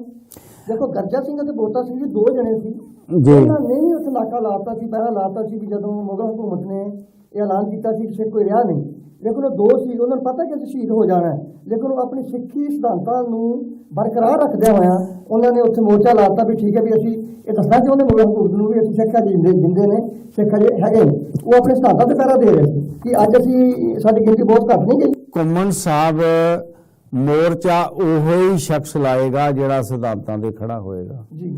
ਜਿਹੜਾ ਸਿੱਖ ਸਿਧਾਂਤਾਂ ਤੇ ਨਹੀਂ ਖੜਾ ਉਹ ਮੋਰਚਾ ਨਹੀਂ ਲਾ ਸਕਦਾ, ਉਹ ਕਦੀ ਵੀ ਮੋਰਚਾ ਨਹੀਂ ਲਾ ਸਕਦਾ। ਉਹ ਠੀਕ ਆ, ਰੌਲਾ ਪਾ ਸਕਦਾ ਆ, ਵਕਤੀ ਤੌਰ ਤੇ ਸ਼ੋਰ ਮਚਾ ਸਕਦਾ ਵਕਤੀ ਤੌਰ ਤੇ, ਲੇਕਿਨ ਵਕਤ ਆਉਣ ਤੇ ਉਹ ਉੱਥੇ ਖੜਾ ਨਹੀਂ ਹੋਏਗਾ। ਅੱਜ ਵੀ ਤੁਸੀਂ ਦੇਖੋ ਜੀ ਬਿਲਕੁਲ ਸਿੱਖ ਸੰਘਰਸ਼ ਦੇ ਦੇਖੋ ਵੀ ਕੀ ਹੋ ਰਿਹਾ, ਜਿਹੜੇ ਰੌਲਾ ਪਾਉਣੇ ਵਾਲੇ ਨੇ ਜਿਸ ਵੇਲੇ ਕੁਛ ਹੁੰਦਾ ਉਹ ਸਾਹਮਣੇ ਆਉਂਦਾ। ਜਦੋਂ ਵੀ ਸਿੱਖ ਕੌਮ ਤੇ ਭੀੜ ਬਣਦੀ ਹੈ ਸਾਧਾਂ ਜੋ ਮੋਹਰੇ ਆਉਂਦਾ, ਕੋਈ ਨਹੀਂ ਆਉਂਦਾ, ਸਾਧ ਕੋਈ ਬੋਲਦਾ ਕੋਈ ਨਹੀਂ ਬੋਲਦਾ। ਇਹ ਉਦੋਂ ਕਿੱਥੇ ਆਪਣੇ ਵੜ ਜਾਂਦੇ ਨੇ ਖੁੱਡਾਂ ਦੇ ਵਿੱਚ। ਜਦੋਂ ਕੋਈ ਮਸਲਾ ਲਾਗੇ ਲੱਗਣ ਲੱਗਦਾ ਵੀ ਉਹਨਾਂ ਪਤਾ ਹੁਣ ਸਾਡੀ ਵੀ ਵੈਲਿਊ ਹੋ ਜਾਏਗੀ, ਅਸੀਂ ਨਾਲ ਜਾ ਕੇ ਹਾਂ ਵੀ ਭਰ ਦਈਏ, ਉਦੋਂ ਤੁਰ ਪੈਂਦੇ ਨੇ, ਉਦੋਂ ਹਾਂ ਚ ਹਾਂ ਮਿਲਾ ਦਿੰਦੇ ਨੇ। ਬਸ ਉਹ ਵੀ ਬਿਆਨਾਂ ਤੱਕ ਸੀਮਤ ਹੁੰਦਾ। ਕਿਤੇ ਐਸੀ ਗੱਲ ਤੇ ਨਹੀਂ, ਕਿਤੇ ਨਾ ਕਿਤੇ ਸਾਨੂੰ ਸਿੱਖ ਕੌਮ ਨੂੰ ਜਾਂ ਸਿੱਖ ਦੇ ਜਿਹੜੇ ਦਰਦਮੰਦ ਲੋਕ ਨੇ ਉਹਨਾਂ ਨੂੰ ਇੱਕ ਐਸੀ ਚੀਜ਼ ਜਾਂ ਐਸੀ ਸੰਸਥਾ ਪੈਦਾ ਕਰਨੀ ਪਵੇਗੀ ਜਾਂ ਐਸਾ ਇੱਕ ਮੰਚ ਜਿਹੜਾ ਪੈਦਾ ਕਰਨਾ ਪਵੇਗਾ ਜਿਹਦੇ ਕਰਕੇ ਕਿ ਜਿਹੜੀ ਉਹ ਸਾਰੀ ਇਹਨਾਂ ਚੀਜ਼ਾਂ ਦੀ ਜਿਹੜੇ ਵਿਵਾਦ ਪੈਦਾ ਹੁੰਦੇ ਨੇ ਉਹਨਾਂ ਦੀ ਪੈਰਵਾਈ ਕਰੇ। ਇਹ ਕਿਤੇ ਬਹੁਤ ਜ਼ਰੂਰੀ ਨਹੀਂ ਹੈ। ਅਸਲ ਵਿੱਚ ਘੁੰਮਣ ਸਾਹਿਬ ਚੱਕਰ ਇਹ ਹੈਗਾ ਕਿ ਅਸੀਂ ਇਸ ਵੇਲੇ ਜ਼ਿਆਦਾ ਚੌਧਰਾਂ ਦੇ ਪਿੱਛੇ ਭੱਜ ਰਹੇ ਹਾਂ। ਬਿਲਕੁਲ। ਇਹ ਜਿਹੜੇ ਕੌਮਾਂ ਦੇ ਮਸਲੇ ਹੁੰਦੇ ਆ ਇਹ ਉਹਨਾਂ ਚਿਰ ਹੱਲ ਨਹੀਂ ਹੋ ਸਕਦੇ ਜਿੰਨਾ ਚਿਰ ਤੁਸੀਂ ਨਿਰਸਵਾਰਥ ਹੋ ਕੇ, ਨਿਸ਼ਕਾਮ ਹੋ ਕੇ, ਇੱਕ ਆਪਣੇ ਨਿਸ਼ਾਨੇ ਨੂੰ ਮੁੱਖ ਰੱਖ ਕੇ ਉਹ ਕੰਮ ਨਹੀਂ ਕਰਦੇ। ਜਦੋਂ ਸਾਡੇ ਵਿੱਚ ਉਹ ਸਵਾਰਥ ਆ ਗਿਆ ਨਾ ਕਿ ਮੈਨੂੰ ਇਹਦੇ ਵਿੱਚੋਂ ਕੀ ਮਿਲੇਗਾ, ਕਿ ਕੱਲ ਨੂੰ ਕੁਛ ਆਹ ਚੀਜ਼ ਹੋ ਜਾਏ ਤਾਂ ਮੈਨੂੰ ਕੁਰਸੀ ਮਿਲ ਜਾਏਗੀ ਜਾਂ ਮੈਨੂੰ ਕੋਈ ਮਾਇਕ ਫਾਇਦਾ ਇਹਦੇ ਵਿੱਚੋਂ ਮਿਲ ਜਾਏਗਾ, ਫਿਰ ਨਹੀਂ ਇਹ ਕੰਮ ਹੁੰਦੇ। ਇਹ ਕੰਮ ਹਮੇਸ਼ਾ ਹੀ ਪੁਰਾਣਾ ਇਤਿਹਾਸ ਫੋਲ ਕੇ ਦੇ ਲਓ। ਸਿੱਖਾਂ ਦਾ ਇਤਿਹਾਸ ਬੜਾ ਸੁਨਹਿਰੀ ਇਤਿਹਾਸ ਹੈ ਕਿ ਨਵਾਬ ਕਪੂਰ ਸਿੰਘ ਵਰਗੇ ਜਿਨ੍ਹਾਂ ਦੀਆਂ ਸਿੱਖ ਪੰਥ ਮਿੰਨਤਾਂ ਪਾਉਂਦਾ ਰਿਹਾ ਕਿ ਤੁਸੀਂ ਨਵਾਬੀ ਲੈ ਲਓ, ਉਹ ਕਹਿੰਦੇ ਨਹੀਂ ਭਾਈ ਮੈਨੂੰ ਨਹੀਂ ਨਵਾਬੀ ਚਾਹੀਦੀ। ਜਦੋਂ ਚਾਰੇ ਸਿਰੇ ਸਿੱਖਾਂ ਨੇ ਮਜਬੂਰ ਕੀਤਾ ਉਹ ਕਹਿੰਦੇ ਨਵਾਬੀ ਇੱਥੇ ਰੱਖ ਦਿਓ ਪਰ ਮੇਰੀ ਸੇਵਾ ਨਾ ਛੱਡੋ ਜਿਹੜੀ ਮੈਂ ਘੋੜਿਆਂ ਦੀ ਸੇਵਾ ਕਰਦਾ। ਜਦੋਂ ਉੱਦਾਂ ਦੇ ਸੂਰਮੇ ਮੈਦਾਨ ਵਿੱਚ ਆਉਣਗੇ ਇਹ ਮਸਲੇ ਉਦੋਂ ਹੱਲ ਹੋਣਗੇ। ਤੇ ਜੇ ਇਸ ਤਰ੍ਹਾਂ ਦੇ ਸੂਰਮੇ ਆਉਂਦੇ ਆ ਕਿ ਜਿਹੜੇ ਇਹਦੇ ਵਿੱਚੋਂ ਆਪਣਾ ਮਤਲਬ ਕੱਢਣਾ ਚਾਹੁੰਦੇ ਆ ਫਿਰ ਨਹੀਂ ਮਸਲਾ ਹੱਲ ਹੁੰਦਾ। ਆਪਣਾ ਟਾਈਮ ਵੀ ਲਾਗੇ ਲੱਗ ਰਿਹਾ ਤੇ ਅਖੀਰ ਵਿੱਚ ਸੰਗਤਾਂ ਨੂੰ ਕੀ ਸੰਦੇਸ਼ਾ ਦੇਣਾ ਚਾਹੋਗੇ ਵੀ ਇਹਨਾਂ ਮਸਲਿਆਂ ਬਾਰੇ ਕੀ ਹੋਣਾ ਚਾਹੀਦਾ, ਇਸ ਦਾ ਹੱਲ ਕੀ ਹੈ? ਇਸ ਦਾ ਹੱਲ ਜੀ ਪਹਿਲੀ ਤਾਂ ਗੱਲ ਇਹ ਆ ਕਿ ਜਿਸ ਤਰ੍ਹਾਂ ਅਸੀਂ ਸ਼ੁਰੂ ਦੇ ਵਿੱਚ ਗੱਲ ਕੀਤੀ ਸੀ ਕਿ ਸਾਨੂੰ ਸਿਵਾਏ ਗੁਰੂ ਗ੍ਰੰਥ ਸਾਹਿਬ ਤੋਂ ਕਿਸੇ ਨੂੰ ਹੋਰ ਨੂੰ ਦੇਹਧਾਰੀ ਨੂੰ ਨਹੀਂ ਸਾਨੂੰ ਮੰਨਣਾ ਚਾਹੀਦਾ। ਠੀਕ ਹੈ। ਲੇਕਿਨ ਇਹ ਵਿਸ਼ਾ ਘੁੰਮਣ ਸਾਹਿਬ ਬਹੁਤ ਲੰਬਾ ਆ, ਲੇਕਿਨ ਅੱਜ ਮੈਨੂੰ ਅਫਸੋਸ ਨਾਲ ਇਹ ਗੱਲ ਕਹਿਣੀ ਪੈ ਰਹੀ ਆ ਕਿ ਇਹਨਾਂ ਨੇ ਤੇ ਗੁਰੂ ਗ੍ਰੰਥ ਸਾਹਿਬ ਨੂੰ ਵੀ ਦੇਹਧਾਰੀ ਬਣਾ ਦਿੱਤਾ। ਬਿਲਕੁਲ। ਹਾਲਾਂਕਿ ਗੁਰੂ ਗ੍ਰੰਥ ਸਾਹਿਬ ਜੀ ਸਾਡੇ ਉਹ ਸ਼ਬਦ ਸਰੂਪ ਨੇ। ਬਿਲਕੁਲ। ਸ਼ਬਦ ਨਾ ਮਰਦਾ ਨਾ ਜੰਮਦਾ, ਉਹਦਾ ਕੋਈ ਨੁਕਸਾਨ ਨਹੀਂ ਹੁੰਦਾ। ਲੇਕਿਨ ਅੱਜ ਜਿਹੜੇ ਲੋਕ ਗੁਰੂ ਗ੍ਰੰਥ ਸਾਹਿਬ ਨੂੰ ਵੀ ਪ੍ਰਸ਼ਾਦੇ ਛਕਾ ਰਹੇ ਨੇ, ਗੁਰੂ ਗ੍ਰੰਥ ਸਾਹਿਬ ਨੂੰ ਵੀ ਠੰਡਾ ਤੱਤਾ ਰੱਖ ਰਹੇ ਨੇ। ਆ ਪੰਜਾਬ ਵਿੱਚ ਜਿੰਨੇ ਵੀ ਇਸ ਵੇਲੇ ਐਕਸੀਡੈਂਟ ਹੋ ਰਹੇ ਨੇ, ਆ ਹੁਣ 5-4 ਦਿਨ ਹੋਏ ਆ ਮਾਨਸੇ ਦੇ ਲਾਗੇ ਇੱਕ ਪਿੰਡ ਦੇ ਵਿੱਚ 7 ਕਿ 8 ਗੁਰੂ ਮਹਾਰਾਜ ਦੀਆਂ ਜਿਹੜੀਆਂ ਸਰੂਪ ਸੀ ਉਹ ਲੂਹ ਹੋਏ ਆ। ਕਿਉਂ ਲੂਹ ਹੋਏ ਆ? ਪੱਖਾ ਚਲਾ ਕੇ ਸੱਚਖੰਡ ਦੇ ਵਿੱਚ 5 ਦਿਨਾਂ ਲਈ ਗ੍ਰੰਥੀ ਆਪ ਕਿਤੇ ਚਲਾ ਗਿਆ ਜਿੰਦਾ ਲਾ ਕੇ, ਉਹ ਗਰਮ ਹੋ ਕੇ ਸ਼ਾਰਟ ਹੋ ਗਿਆ। ਉਹ ਗਰਮ ਹੋ ਕੇ ਸ਼ਾਰਟ ਹੋ ਗਿਆ ਤੇ ਅੱਗ ਲੱਗ ਗਈ। ਔਰ ਇੱਕ ਨਹੀਂ, ਪੰਜਾਬ ਦੇ ਵਿੱਚ ਹਜ਼ਾਰਾਂ ਕੇਸ ਹੋਏ ਨੇ। ਉਹਦੀਆਂ ਜਿਹੜੀਆਂ ਹੈਗੀਆਂ ਨਾ ਵਜ੍ਹਾਵਾਂ, 2 ਵਜ੍ਹਾ ਨੇ ਉਹਦੀਆਂ। ਇੱਕ ਤੇ ਸਾਨੂੰ ਪਤਾ ਹੈ ਕਿ ਜਿਹੜੇ ਪੰਜਾਬ ਦੇ ਵਿੱਚ ਬਿਜਲੀ ਦੀ ਫਿਟਿੰਗ ਵਗੈਰਾ ਜਿਹੜੇ ਲੋਕ ਕਰਦੇ ਨੇ ਉਹ ਅਨਟ੍ਰੇਨਡ, ਕੋਈ ਕੁਆਲੀਫਾਈਡ ਨਹੀਂ, ਕਿਤੇ ਉਹਨਾਂ ਨੇ ਪ੍ਰੋਪਰ ਉਹਦੇ ਜਿਹੜੇ ਕਨੈਕਟਰ ਹੁੰਦੇ ਉਹ ਨਹੀਂ ਲਾਉਣੇ। ਉੱਦਾਂ ਤਾਰ ਨੂੰ ਮਰੋੜੀ ਜੀ ਦਿੱਤੀ। ਸਾਡੇ ਤਾਂ ਗਲੀਆਂ ਦੇ ਵਿੱਚ ਉੱਦਾਂ ਮਰੋੜੀਆਂ ਦਿੱਤੀਆਂ ਹੁੰਦੀਆਂ ਬਿਜਲੀ ਵਾਲਿਆਂ ਨੇ, ਤੇ ਉੱਥੇ ਮਰੋੜੀਆਂ ਕਹਿੰਦੇ ਆਪਣੇ ਕਨੈਕਟਰ ਲਾਉਣੇ ਨੇ। ਉਹ ਗਰਮ ਹੋ ਕੇ ਫਿਰ ਤਾਰਾਂ ਦਾ ਨਹੀਂ ਉਹਨਾਂ ਨੂੰ ਪਤਾ ਹੁੰਦਾ, ਗਿਆਨ ਹੁੰਦਾ ਕਿ ਇਹ ਜੇ ਇੰਨੇ ਪੱਖੇ ਜਾਂ ਇੰਨੇ ਲਾਈਟ ਇੱਥੇ ਚੱਲਣੀ ਤੇ ਇਹਦੇ ਲਈ ਤਾਰ ਕਿਹੜੀ ਚਾਹੀਦੀ ਹੈ। ਤਾਰ ਹਲਕੀ ਹੁੰਦੀ ਹੈ, ਤਾਰ ਗਰਮ ਹੋ ਕੇ ਤਾਰ ਉਹਨੂੰ ਉਹ ਸ਼ਾਰਟ ਹੋ ਜਾਂਦੀ, ਉਹਨੂੰ ਅੱਗ ਲੱਗ ਜਾਂਦੀ ਆ। ਕਈ ਥਾਈਂ AC ਲਾਏ ਹੋਏ ਨੇ, ਕਈ ਥਾਈਂ ਹੀਟਰ ਲਾਏ ਹੋਏ ਨੇ। ਮੇਰੇ ਆਪਣੇ ਨਾਲ ਘਟਨਾ ਵਾਪਰੀ ਆ, 3 ਸਾਲ ਹੋਏ ਆ। ਗਲੀ ਜਿਹੜੀ ਉਹ ਇੱਕ ਕਾਵੇ ਦੀ ਹੁੰਦੀ, ਲੇਕਿਨ ਉਹਦਾ ਤੇ ਲੋਹ ਪਾਇਆ ਜਾਂਦਾ 5 ਕਾਵੇ ਦਾ। ਸਾਡੇ ਘਰ ਦੇ ਵਿੱਚ ਸਹਿਜ ਪਾਠ ਸੀ ਰੱਖਿਆ ਹੋਇਆ ਘੁੰਮਣ ਸਾਹਿਬ, ਤੇ ਮੇਰੀ ਭੈਣ ਕਹਿੰਦੀ ਦੂਜੇ ਦਿਨ ਸ਼ਾਮ ਨੂੰ ਵੀ ਭਾਜੀ ਤੁਸੀਂ ਇਦਾਂ ਕਰਿਓ ਵੀ ਸ਼ਾਮ ਨੂੰ ਅੱਜ ਆਪਾਂ ਇੱਕ ਸ਼ਬਦ ਦੀ ਖੁਦ ਵਿਚਾਰ ਤੁਸੀਂ ਸਾਨੂੰ ਸਮਝਾਇਓ ਗੁਰਬਾਣੀ ਦੀ। ਮੈਂ ਕਿਹਾ ਠੀਕ ਹੈ। ਅਸੀਂ ਪਾਠੀ ਨੂੰ ਕਹਿ ਦਿੱਤਾ ਵੀ ਭਾਈ ਸਵੇਰੇ ਅਸੀਂ ਆਪੇ ਸ਼ਾਮ ਨੂੰ ਸੁਖ ਆਸਨ ਕਰ ਲੈਣਾ, ਤੇ ਤੂੰ ਸਵੇਰੇ ਆ ਜੀ ਤੇ ਅਸੀਂ ਰਲ ਕੇ ਪ੍ਰਕਾਸ਼ ਕਰਾਂਗੇ। ਤੇ ਚਲੋ ਸ਼ਾਮ ਨੂੰ ਅਸੀਂ ਜੀ ਰਲ ਕੇ ਸੁਖ ਆਸਨ ਕਰ ਦਿੱਤਾ ਸ਼ਬਦ ਦੀ ਵਿਚਾਰ ਤੋਂ ਬਾਅਦ। ਸਵੇਰੇ ਪਾਠੀ ਆਇਆ ਤੇ ਆਉਂਦਾ ਹੀ ਜੀ ਉਹ ਤੇ ਗਰਮ ਹੋ ਗਿਆ। ਭਾਈ ਸਾਹਿਬ ਜੀ ਆਹ ਕੀ ਕੀਤਾ? ਉਹ ਤੁਸੀਂ ਤਾਂ ਲੋੜਾ ਮਾਰ ਦਿੱਤਾ। ਮਹਾਰਾਜ ਮੈਂ ਜੀ ਘਬਰਾ ਗਿਆ ਇੱਕਦਮ। ਮੈਂ ਕਿਹਾ ਵੀ ਹੋ ਕੀ ਗਿਆ? ਮੈਂ ਕਿਹਾ ਗਿਆਨੀ ਜੀ ਕੀ ਹੋਇਆ? ਇਹ ਮਹਾਰਾਜ ਹੁਣ ਕਹਿੰਦਾ ਠੰਡ ਉਤਰਿਆ ਹੀ ਆ, ਤੁਸੀਂ ਆ ਕੰਬਲ ਮੈਂ ਰੱਖ ਕੇ ਗਿਆ ਸੀ, ਕੰਬਲ ਦੇਣਾ ਸੀ ਮਹਾਰਾਜ ਦੇ ਉੱਤੇ। ਅੱਛਾ ਜੀ। ਮੈਂ ਸਮਝ ਗਿਆ। ਮੈਂ ਕਿਹਾ ਵੀ ਇਹ ਬੰਦਾ ਜਿਹੜਾ ਨਾ, ਉਹਨੂੰ ਮੈਂ ਹੋਰ ਕੁਝ ਨਹੀਂ ਕਿਹਾ। ਮੈਂ ਕਿਹਾ ਆਓ ਗਿਆਨੀ ਜੀ ਪਹਿਲਾਂ ਆਪਾਂ ਪ੍ਰਕਾਸ਼ ਠਹਿਰ ਕੇ ਕਰ ਲੈਂਦੇ, ਆਓ ਪਹਿਲਾਂ ਚਾਹ ਦਾ ਕੱਪ ਪੀ ਲਈਏ। ਮੈਂ ਨਾਲ ਦੇ ਕਮਰੇ 'ਚ ਲੈ ਗਿਆ, ਮੈਂ ਸਿਸਟਰ ਨੂੰ ਇਸ਼ਾਰਾ ਕੀਤਾ, ਮੈਂ ਕਿਹਾ ਚਾਹ ਦਾ ਕੱਪ ਲਿਆਓ। ਚਾਹ ਆ ਗਈ। ਮੈਂ ਕਿਹਾ ਗਿਆਨੀ ਜੀ ਆਪ ਜੀ ਨੇ ਇਹ ਵਿਦਿਆ ਕਿੱਥੋਂ ਲਈ ਸਾਰੀ? ਪਾਠ ਕਰਨਾ ਕਿੱਥੋਂ ਸਿੱਖਿਆ? ਉਹ ਸਮਝ ਗਿਆ ਵੀ ਇਹ ਹੁਣ ਮੈਨੂੰ ਨਾ ਪੰਗੇ 'ਚ ਪਾ ਲਿਆ ਕਿਤੇ, ਕਿਉਂਕਿ ਇੱਦਾਂ ਦੇ ਸਵਾਲ ਸਹਿਜੇ ਕੀਤੇ ਕਰਦਾ ਨਹੀਂ ਕੋਈ ਵੀ ਉਹਨਾਂ ਨੂੰ। ਤੇ ਹਾਂ ਜੀ ਮੈਂ ਜੀ ਉਹ ਜੀ ਇੱਕ ਜੀ ਐ ਜੀ ਡੇਰਾ ਸੀਗਾ ਜੀ ਉੱਥੇ। ਮੈਂ ਕਿਹਾ ਬਸ ਫਿਰ ਡੇਰੇ ਦਾ ਚੰਦ ਚੜਿਆ ਹੈ ਨਾ, ਮੈਂ ਸਿੱਧਾ ਹੀ ਕਹਿ ਤਾ। ਤੇ ਮੈਂ ਕਿਹਾ ਵੀ ਇਹੀ ਕੁਝ ਸਿਖਾਇਆ ਤੁਹਾਨੂੰ? ਕਹਿੰਦੇ ਜੀ ਜੋ ਸਾਨੂੰ ਉੱਥੋਂ ਨਹੀਂ ਸਿਖਾਇਆ ਅਸੀਂ ਉਹ ਪੜ੍ਹਿਆ ਤੇ ਅਸੀਂ ਉਹਦੇ ਮੁਤਾਬਕ ਹੀ ਸਾਰਾ ਕੁਝ ਕਰਦੇ ਹਾਂ। ਲਓ ਜੀ ਮੇਰਾ ਫਿਰ 3-4 ਦਿਨ ਲੱਗੇ ਮੇਰਾ ਉਹਦਾ ਦਿਮਾਗ ਸਾਫ਼ ਕਰਨੇ ਨੂੰ। ਠੀਕ ਹੈ। ਉਹ ਤਾਂ ਹੋਇਆ ਫਿਰ ਵੀ ਹੋਣਾ। ਪੱਲਿਓ ਮੈਂ ਉਸ ਨੂੰ ਪੈਸੇ ਦਿੱਤੇ। ਠੀਕ ਹੈ ਜੀ। ਮੈਂ ਕਿਹਾ ਅੰਮ੍ਰਿਤਸਰ ਜਾ, ਵਿੱਚੇ ਤੇਰਾ ਕਿਰਾਇਆ, ਵਿੱਚੇ ਕਿਤਾਬਾਂ। ਮੈਂ ਕਿਹਾ ਪ੍ਰੋਫੈਸਰ ਸਾਹਿਬ ਸਿੰਘ ਜੀ ਦਾ ਟੀਕਾ ਲੈ ਕੇ ਆ। ਠੀਕ ਹੈ। ਉਹਨਾਂ ਦੀਆਂ ਹੋਰ 2-4 ਕਿਤਾਬਾਂ ਲੈ ਕੇ ਆ। ਉਹਨਾਂ ਦੀ ਮੇਰਾ ਜੀਵਨ ਕਹਾਣੀ ਉਹਨਾਂ ਦੀ ਕਿਤਾਬ ਆ, ਉਹ ਲੈ ਕੇ ਆ।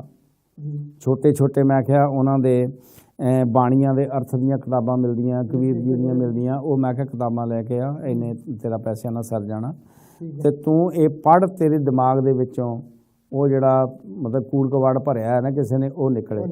ਹਾਂਜੀ।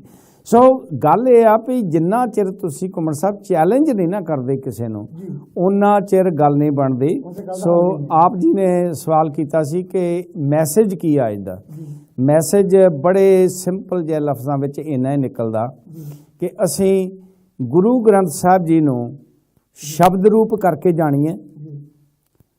ਗੁਰੂ ਗ੍ਰੰਥ ਸਾਹਿਬ ਜੀ ਦੇ ਸਿਧਾਂਤ ਜਿਹੜੇ ਨੇ ਉਹਨਾਂ ਤੇ ਪਹਿਰਾ ਦਈਏ, ਕਿਉਂਕਿ ਗੁਰਬਾਣੀ ਨੂੰ ਸ਼ੁੱਧ ਰੂਪ 'ਚ ਪੜ੍ਹਨਾ, ਗੁਰਬਾਣੀ ਤੇ ਵਿਚਾਰ ਕਰਨੀ, ਤੇ ਫਿਰ ਗੁਰਬਾਣੀ ਤੇ ਚੱਲਣਾ। ਅਸਲੀ ਦਰਸ਼ਨ ਜਿਹੜੇ ਇਹੋ ਹੀ ਨੇ ਨਾ। ਹੁਣ ਮੈਂ ਸਵੇਰੇ ਗੁਰਦੁਆਰਾ ਸਾਹਿਬ ਵਿੱਚ ਇਹ ਗੱਲ ਕਹੀ ਸੀ ਕਿ ਜਦੋਂ ਅਸੀਂ ਕਹਿੰਦੇ ਆ ਸਤਿਗੁਰ ਕੇ ਚਰਨ ਧੋਏ ਪੀਵਾਂ, ਹੁਣ ਤੁਸੀਂ ਜੇ ਇਹਦੇ ਅੱਖਰੀ ਅਰਥ ਕੱਢਣੇ ਆ ਤੇ ਕਿਹੜੇ ਚਰਨ ਧੋਵੋਗੇ ਤੁਸੀਂ ਸਤਿਗੁਰੂ ਦੇ? ਬਿਲਕੁਲ ਗੁਰਬਾਣੀ ਹੈ ਨਾ। ਇਹ ਠੀਕ ਹੈ ਵੀ ਸਾਡੀਆਂ ਪੁਰਾਣੀਆਂ ਮਾਈਆਂ ਜਿਹੜੀਆਂ ਸੀ ਉਹ ਆ ਕੇ ਮੁੱਠੀ ਚਾਬੀ ਪਾਵਿਆਂ ਦੀ ਲਾ ਪੈਂਦੀਆਂ ਸੀ ਕਰਨਾ ਇਹਨੂੰ ਘੁੱਟ ਕੇ ਵੀ ਇਹ ਸਤਿਗੁਰ ਦੇ ਚਰਨ ਆ, ਲੇਕਿਨ ਸਾਡੇ ਗ੍ਰੰਥੀ ਰੋਕਦੇ ਨਹੀਂ ਸੀ। ਜੇ ਪਤਾ ਵੀ ਸੀ ਤਾਂ ਵੀ ਨਹੀਂ ਸੀ ਰੋਕਦੇ ਵੀ ਇਹਦੇ ਨਾਲ ਸੰਗਤ ਨੇ ਗੁੱਸੇ ਹੋ ਜਾਣਾ ਤੇ ਸਾਨੂੰ ਨੌਕਰੀ ਦਾ ਜਵਾਬ ਮਿਲ ਜਾਣਾ। ਉਹ ਕਹਿੰਦੇ ਸਾਨੂੰ ਕੀ ਟੇਕੀ ਜਾਣ। ਨਾਇਬ ਸਾਹਿਬ ਕਈ ਵਾਰ ਦੇਖਣ 'ਚ ਇਹ ਆਇਆ ਵੀ ਆਪਣੇ ਪਿੰਡਾਂ ਦੇ ਵਿੱਚ ਕਰੋੜਾਂ ਦੇ ਹਿਸਾਬ ਨਾਲ ਗੁਰੂ ਘਰਾਂ ਵਿੱਚ ਪੈਸੇ ਲਗਾਏ ਗਏ ਆ, ਪਰ ਜਿਹੜਾ ਗ੍ਰੰਥੀ ਰੱਖਿਆ ਉਹਨੂੰ 500 ਰੁਪਏ ਤੋਂ ਉੱਪਰ ਤਨਖਾਹ ਦੇਣ ਨੂੰ ਹੀ ਰਾਜੀ ਨਹੀਂ ਹੈ। ਉਹ ਜਿਹੜਾ 500 ਵਾਲਾ ਰੁਪਏ ਵਾਲਾ ਗ੍ਰੰਥੀ ਹੈ ਉਹ ਸੰਗਤ ਨੂੰ ਕੀ ਸਮਝਾ ਸਕੇਗਾ ਕਿ ਉਹਦੇ ਆਮ ਪੱਲੇ ਕੁਝ ਨਹੀਂ। ਉਹ ਪ੍ਰੋਬਲਮ ਘੁੰਮਣ ਸਾਹਿਬ ਪੰਜਾਬ ਦੀ ਨਹੀਂ, ਉਹ ਸਾਡੀ ਬਾਹਰ ਦੀ ਪ੍ਰੋਬਲਮ ਵੀ ਹੈ। ਬਾਹਰਲੇ ਮੁਲਕਾਂ ਵਿੱਚ ਵੀ ਉਹੀ ਪ੍ਰੋਬਲਮ ਹੈ। ਬਾਹਰਲੇ ਮੁਲਕਾਂ ਦੇ ਵਿੱਚ ਵੀ ਅਸੀਂ ਗ੍ਰੰਥੀ ਉਹ ਲੱਭਦੇ ਹਾਂ ਜਿਹੜਾ ਜੇ ਤਾਂ ਵਧੀਆ ਹੋਵੇ ਵੀ ਸਾਨੂੰ ਕੋਈ ਪੈਸਾ ਦੇਣਾ ਨਾ ਪਵੇ, ਵੀ ਭਾਈ ਜੋ ਤੇਰਾ ਇੱਥੋਂ ਬਣ ਗਿਆ ਤੂੰ ਲਈ ਜਾ। ਕਿਤੇ ਅਗਲੀ ਐਪੀਸੋਡ ਵਿੱਚ ਮੈਂ ਤੁਹਾਨੂੰ ਸੁਣਾਵਾਂਗਾ ਗ੍ਰੰਥੀਆਂ ਦੇ ਕਿਸੇ ਵੀ ਕਿ ਕਿਵੇਂ ਗ੍ਰੰਥੀ ਜਿਹੜੇ ਆ ਮੁਫਤ ਦੇ ਗ੍ਰੰਥੀ ਰੱਖੇ ਹੋਏ ਗੁਰਦੁਆਰਿਆਂ ਦੇ ਵਿੱਚ ਜਾਂ ਥੋੜ੍ਹੇ ਪੈਸਿਆਂ ਵਾਲੇ ਗ੍ਰੰਥੀ ਰੱਖੇ ਹੋਏ ਜਿਹੜੇ ਗੁਰਦੁਆਰਿਆਂ ਵਿੱਚ ਉਹ ਕੀ ਚੰਦ ਚਾੜ੍ਹਦੇ ਨੇ ਔਰ ਕੀ ਕਰਦੇ ਨੇ। ਸੋ ਆਪਾਂ ਆਪਣੇ ਪੁਰਾਣੇ ਵਿਸ਼ੇ ਵੱਲ ਆਈਏ ਤੇ ਅੱਜ ਦੀ ਇਸ ਡਿਬੇਟ ਦੀ ਸਮਾਪਤੀ ਕਰੀਏ ਕਿ ਗੁਰਮਤਿ ਦੇ ਉੱਤੇ ਚੱਲਣਾ, ਗੁਰਬਾਣੀ ਦਾ ਸ਼ੁੱਧ ਪਾਠ ਕਰਨਾ, ਗੁਰਬਾਣੀ 'ਤੇ ਵਿਚਾਰ ਕਰਨੀ ਤੇ ਗੁਰਬਾਣੀ 'ਤੇ ਚੱਲਣਾ। ਜਦੋਂ ਅਸੀਂ ਗੁਰਸਿੱਖ ਸਾਰੇ ਇਹਨਾਂ ਚੀਜ਼ਾਂ ਦੇ ਉੱਤੇ ਚੱਲ ਪਏ, ਸਾਡੇ ਮਸਲੇ ਆਪਣੇ ਆਪ ਜਿਹੜੇ ਆ ਉਹ ਬਹੁਤੇ ਹੱਲ ਹੋਣ ਲੱਗ ਪਣੇ ਆ। ਫਿਰ ਨਾ ਸਾਨੂੰ ਸਾਧਾਂ ਵੱਲ ਦੇਖਣ ਦੀ ਲੋੜ ਹੈ, ਨਾ ਬੂਬਨਿਆਂ ਵੱਲ ਦੇਖਣ ਦੀ ਲੋੜ ਹੈ, ਨਾ ਕਿਸੇ ਹੋਰ ਇਦਾਂ ਦੇ ਜਿਹੜੇ ਲੋਕ ਤੁਰੇ ਫਿਰਦੇ ਨੇ ਉਹਨਾਂ ਵੱਲ ਦੇਖਣ ਦੀ ਲੋੜ ਹੈ, ਕਿਉਂਕਿ ਮੇਰਾ ਗੁਰੂ ਜਿਹੜਾ ਉਹ ਸਮਰੱਥ ਹੈ। ਇਹ ਸਾਨੂੰ ਇੱਥੇ ਵਿਸ਼ਵਾਸ ਰੱਖਣ ਦੀ ਲੋੜ ਹੈ ਕਿ ਮੇਰਾ ਗੁਰੂ ਹਰ ਕੰਮ ਵਾਸਤੇ ਸਮਰੱਥ ਹੈ। ਮੈਂ ਇਹਦੇ ਕੋਲ ਜਦੋਂ ਵੀ ਜਿਸ ਕੰਮ ਲਈ ਜਾਵਾਂਗਾ, ਉਹ ਵਿਸ਼ਵਾਸ ਵਾਲੀ ਗੱਲ ਆ ਗਈ ਨਾ, ਕਿਉਂਕਿ ਜਿੱਥੋਂ ਮੱਥਾ ਟੇਕਣ ਤੋਂ ਸ਼ੁਰੂ ਕੀਤਾ ਸੀ ਕਿ ਮੱਥਾ ਉਹ ਟੇਕਿਆ ਤੁਹਾਡਾ ਤਾਂ ਹੀ ਪ੍ਰਵਾਨ ਹੈ ਕਿ ਜੇ ਸਾਨੂੰ ਉੱਥੇ ਵਿਸ਼ਵਾਸ ਹੈ, ਮੇਰਾ ਆਤਮ ਸਮਰਪਣ ਹੈ। ਹੁਣ ਗੁਰੂ ਸਾਹਿਬ ਨੇ ਜਦੋਂ ਅੰਮ੍ਰਿਤ ਛਕਾਉਂਦੇ ਆ ਸਿਰ ਮੰਗੇ ਆ, ਉਹ ਕੀ ਸੀ? ਆਤਮ ਸਮਰਪਣ ਸੀ, ਉਹ ਸਮਰਪਣ ਹੀ ਸੀ ਨਾ। ਸੋ ਅੱਜ ਦਾ ਮੈਂ ਸਮਝਦਾ ਕਿ ਇਸ ਐਪੀਸੋਡ ਦੇ ਵਿੱਚ ਸਾਨੂੰ ਇਹ ਸੁਨੇਹਾ ਲੈ ਕੇ ਜਾਣਾ ਚਾਹੀਦਾ ਕਿ ਅਸੀਂ ਗੁਰੂ ਮਹਾਰਾਜ ਦੇ ਦਰਸ਼ਨ ਜਿਹੜੇ ਕਰਨੇ ਆ, ਉਸ ਨੂੰ ਜਿਹੜਾ ਮੱਥਾ ਟੇਕਣਾ ਹੈ ਉਹ ਅਸੀਂ ਆਤਮ ਸਮਰਪਣ ਕਰਕੇ ਕਰਨਾ ਹੈ। ਔਰ ਆਤਮ ਸਮਰਪਣ ਜਿਹੜਾ ਉਹ ਇਹੀ ਹੈ ਕਿ ਗੁਰੂ ਮਹਾਰਾਜ ਦੇ ਜੋ ਗੁਰਮਤਿ ਵਿਚਾਰ ਨੇ ਅਸੀਂ ਉਹਨਾਂ ਨੂੰ ਅਪਣਾਉਣਾ ਹੈ ਤੇ ਆਪਣੇ ਜੀਵਨ ਨੂੰ ਵੀ ਸੁਖੱਲਾ ਕਰਨਾ ਹੈ, ਪਰਿਵਾਰ ਦੇ ਜੀਵਨ ਨੂੰ ਵੀ ਸੁਖੱਲਾ ਕਰਨਾ ਹੈ। ਜੇ ਅਸੀਂ ਸਾਰੇ ਰਲ ਕੇ ਸਮਾਜ ਦੇ ਵਿੱਚ ਆਪਣੇ ਜੀਵਨ ਨੂੰ ਸੁਖੱਲਾ ਕਰ ਲਈਏ ਤੇ ਸਾਰਾ ਸਮਾਜ ਹੀ ਸੁਖੱਲਾ ਹੋ ਜਾਏਗਾ। ਸੋ ਜੀ ਇਹ ਸਨ ਜੀ ਭਾਈ ਸਾਹਿਬ ਭਾਈ ਨਰਮਲ ਸਿੰਘ ਜੀ ਕੰਧਾਲਵੀ, ਜਿਨ੍ਹਾਂ ਨੇ ਮੱਥਾ ਟੇਕਣ ਬਾਰੇ ਆਪਣੇ ਵਿਚਾਰ ਜਿਹੜੇ ਆ ਉਹ ਦੱਸੇ। ਤੇ ਅੱਜ ਦਾ ਜੋ ਇਹ ਪ੍ਰੋਗਰਾਮ ਹੈ ਕਿ ਸੁਣੀਏ ਕੁਛ ਕਹੀਏ, ਇਹਦੇ ਵਿੱਚ ਇਹ ਹੀ ਸਿੱਟਾ ਨਿਕਲਦਾ ਕਿ ਆਓ ਸਾਰੇ ਰਲ ਮਿਲ ਕੇ ਇਕਜੁੱਟ ਹੋ ਕੇ ਜਿੰਨਾ ਆਦਮੀ ਜਿਹੜੀ ਜਗ੍ਹਾ ਤੇ ਆਪਣੇ ਪਰਿਵਾਰ ਥਰੂ, ਆਪਣੇ ਕੌਮ ਲਈ, ਆਪਣੇ ਮਹੱਲੇ ਵਿੱਚ, ਆਪਣੀ ਸੰਸਥਾ ਵਿੱਚ ਜਿੱਥੇ ਵੀ ਆਪਣਾ ਜਿੰਨਾ ਵੀ ਯੋਗਦਾਨ ਬਣਦਾ ਹੈ ਉਹਨੂੰ ਆਪਣੇ ਹੱਕ ਤੇ ਸੱਚ ਨਾਲ ਜਿਹੜਾ ਗੁਰੂ ਸਿੱਖ ਦੇ ਸਿਧਾਂਤ ਤੇ ਚੱਲਣ ਨਾਲ ਪ੍ਰੇਰਿਤ ਕਰੀਏ ਔਰ ਆਪ ਵੀ ਗੁਰੂ ਸਿਧਾਂਤਾਂ ਮੁਤਾਬਕ ਚੱਲ ਕੇ ਆਪਣੀ ਜ਼ਿੰਦਗੀ ਬਤੀਤ ਕਰਨ ਦਾ ਪ੍ਰਣ ਲਈਏ। ਸੋ ਹੋਈਆਂ ਪਹਿਲਾਂ ਭੁੱਲਾਂ ਦੀ ਖਿਮਾ। ਆਪ ਜੀ ਦੀ ਬਹੁਤ ਬਹੁਤ ਮਿਹਰਬਾਨੀ ਜਿਨ੍ਹਾਂ ਨੇ ਆਪਣਾ ਕੀਮਤੀ ਟਾਈਮ ਕੱਢ ਕੇ ਮੀਡੀਆ ਪੰਜਾਬ ਟੀਵੀ ਨੂੰ ਟਾਈਮ ਦਿੱਤਾ। ਬਹੁਤ ਬਹੁਤ ਮਿਹਰਬਾਨੀ ਮੀਡੀਆ ਪੰਜਾਬ ਦੀ ਸਾਰੀ ਟੀਮ ਵੱਲੋਂ ਆਪ ਜੀ ਦਾ ਬਹੁਤ ਬਹੁਤ ਧੰਨਵਾਦ। ਕਮਨ ਸਾਹਿਬ ਜੀ ਕੀ ਖਾਲਸਾ, ਵਾਹਿਗੁਰੂ ਜੀ ਕੀ ਫਤਿਹ।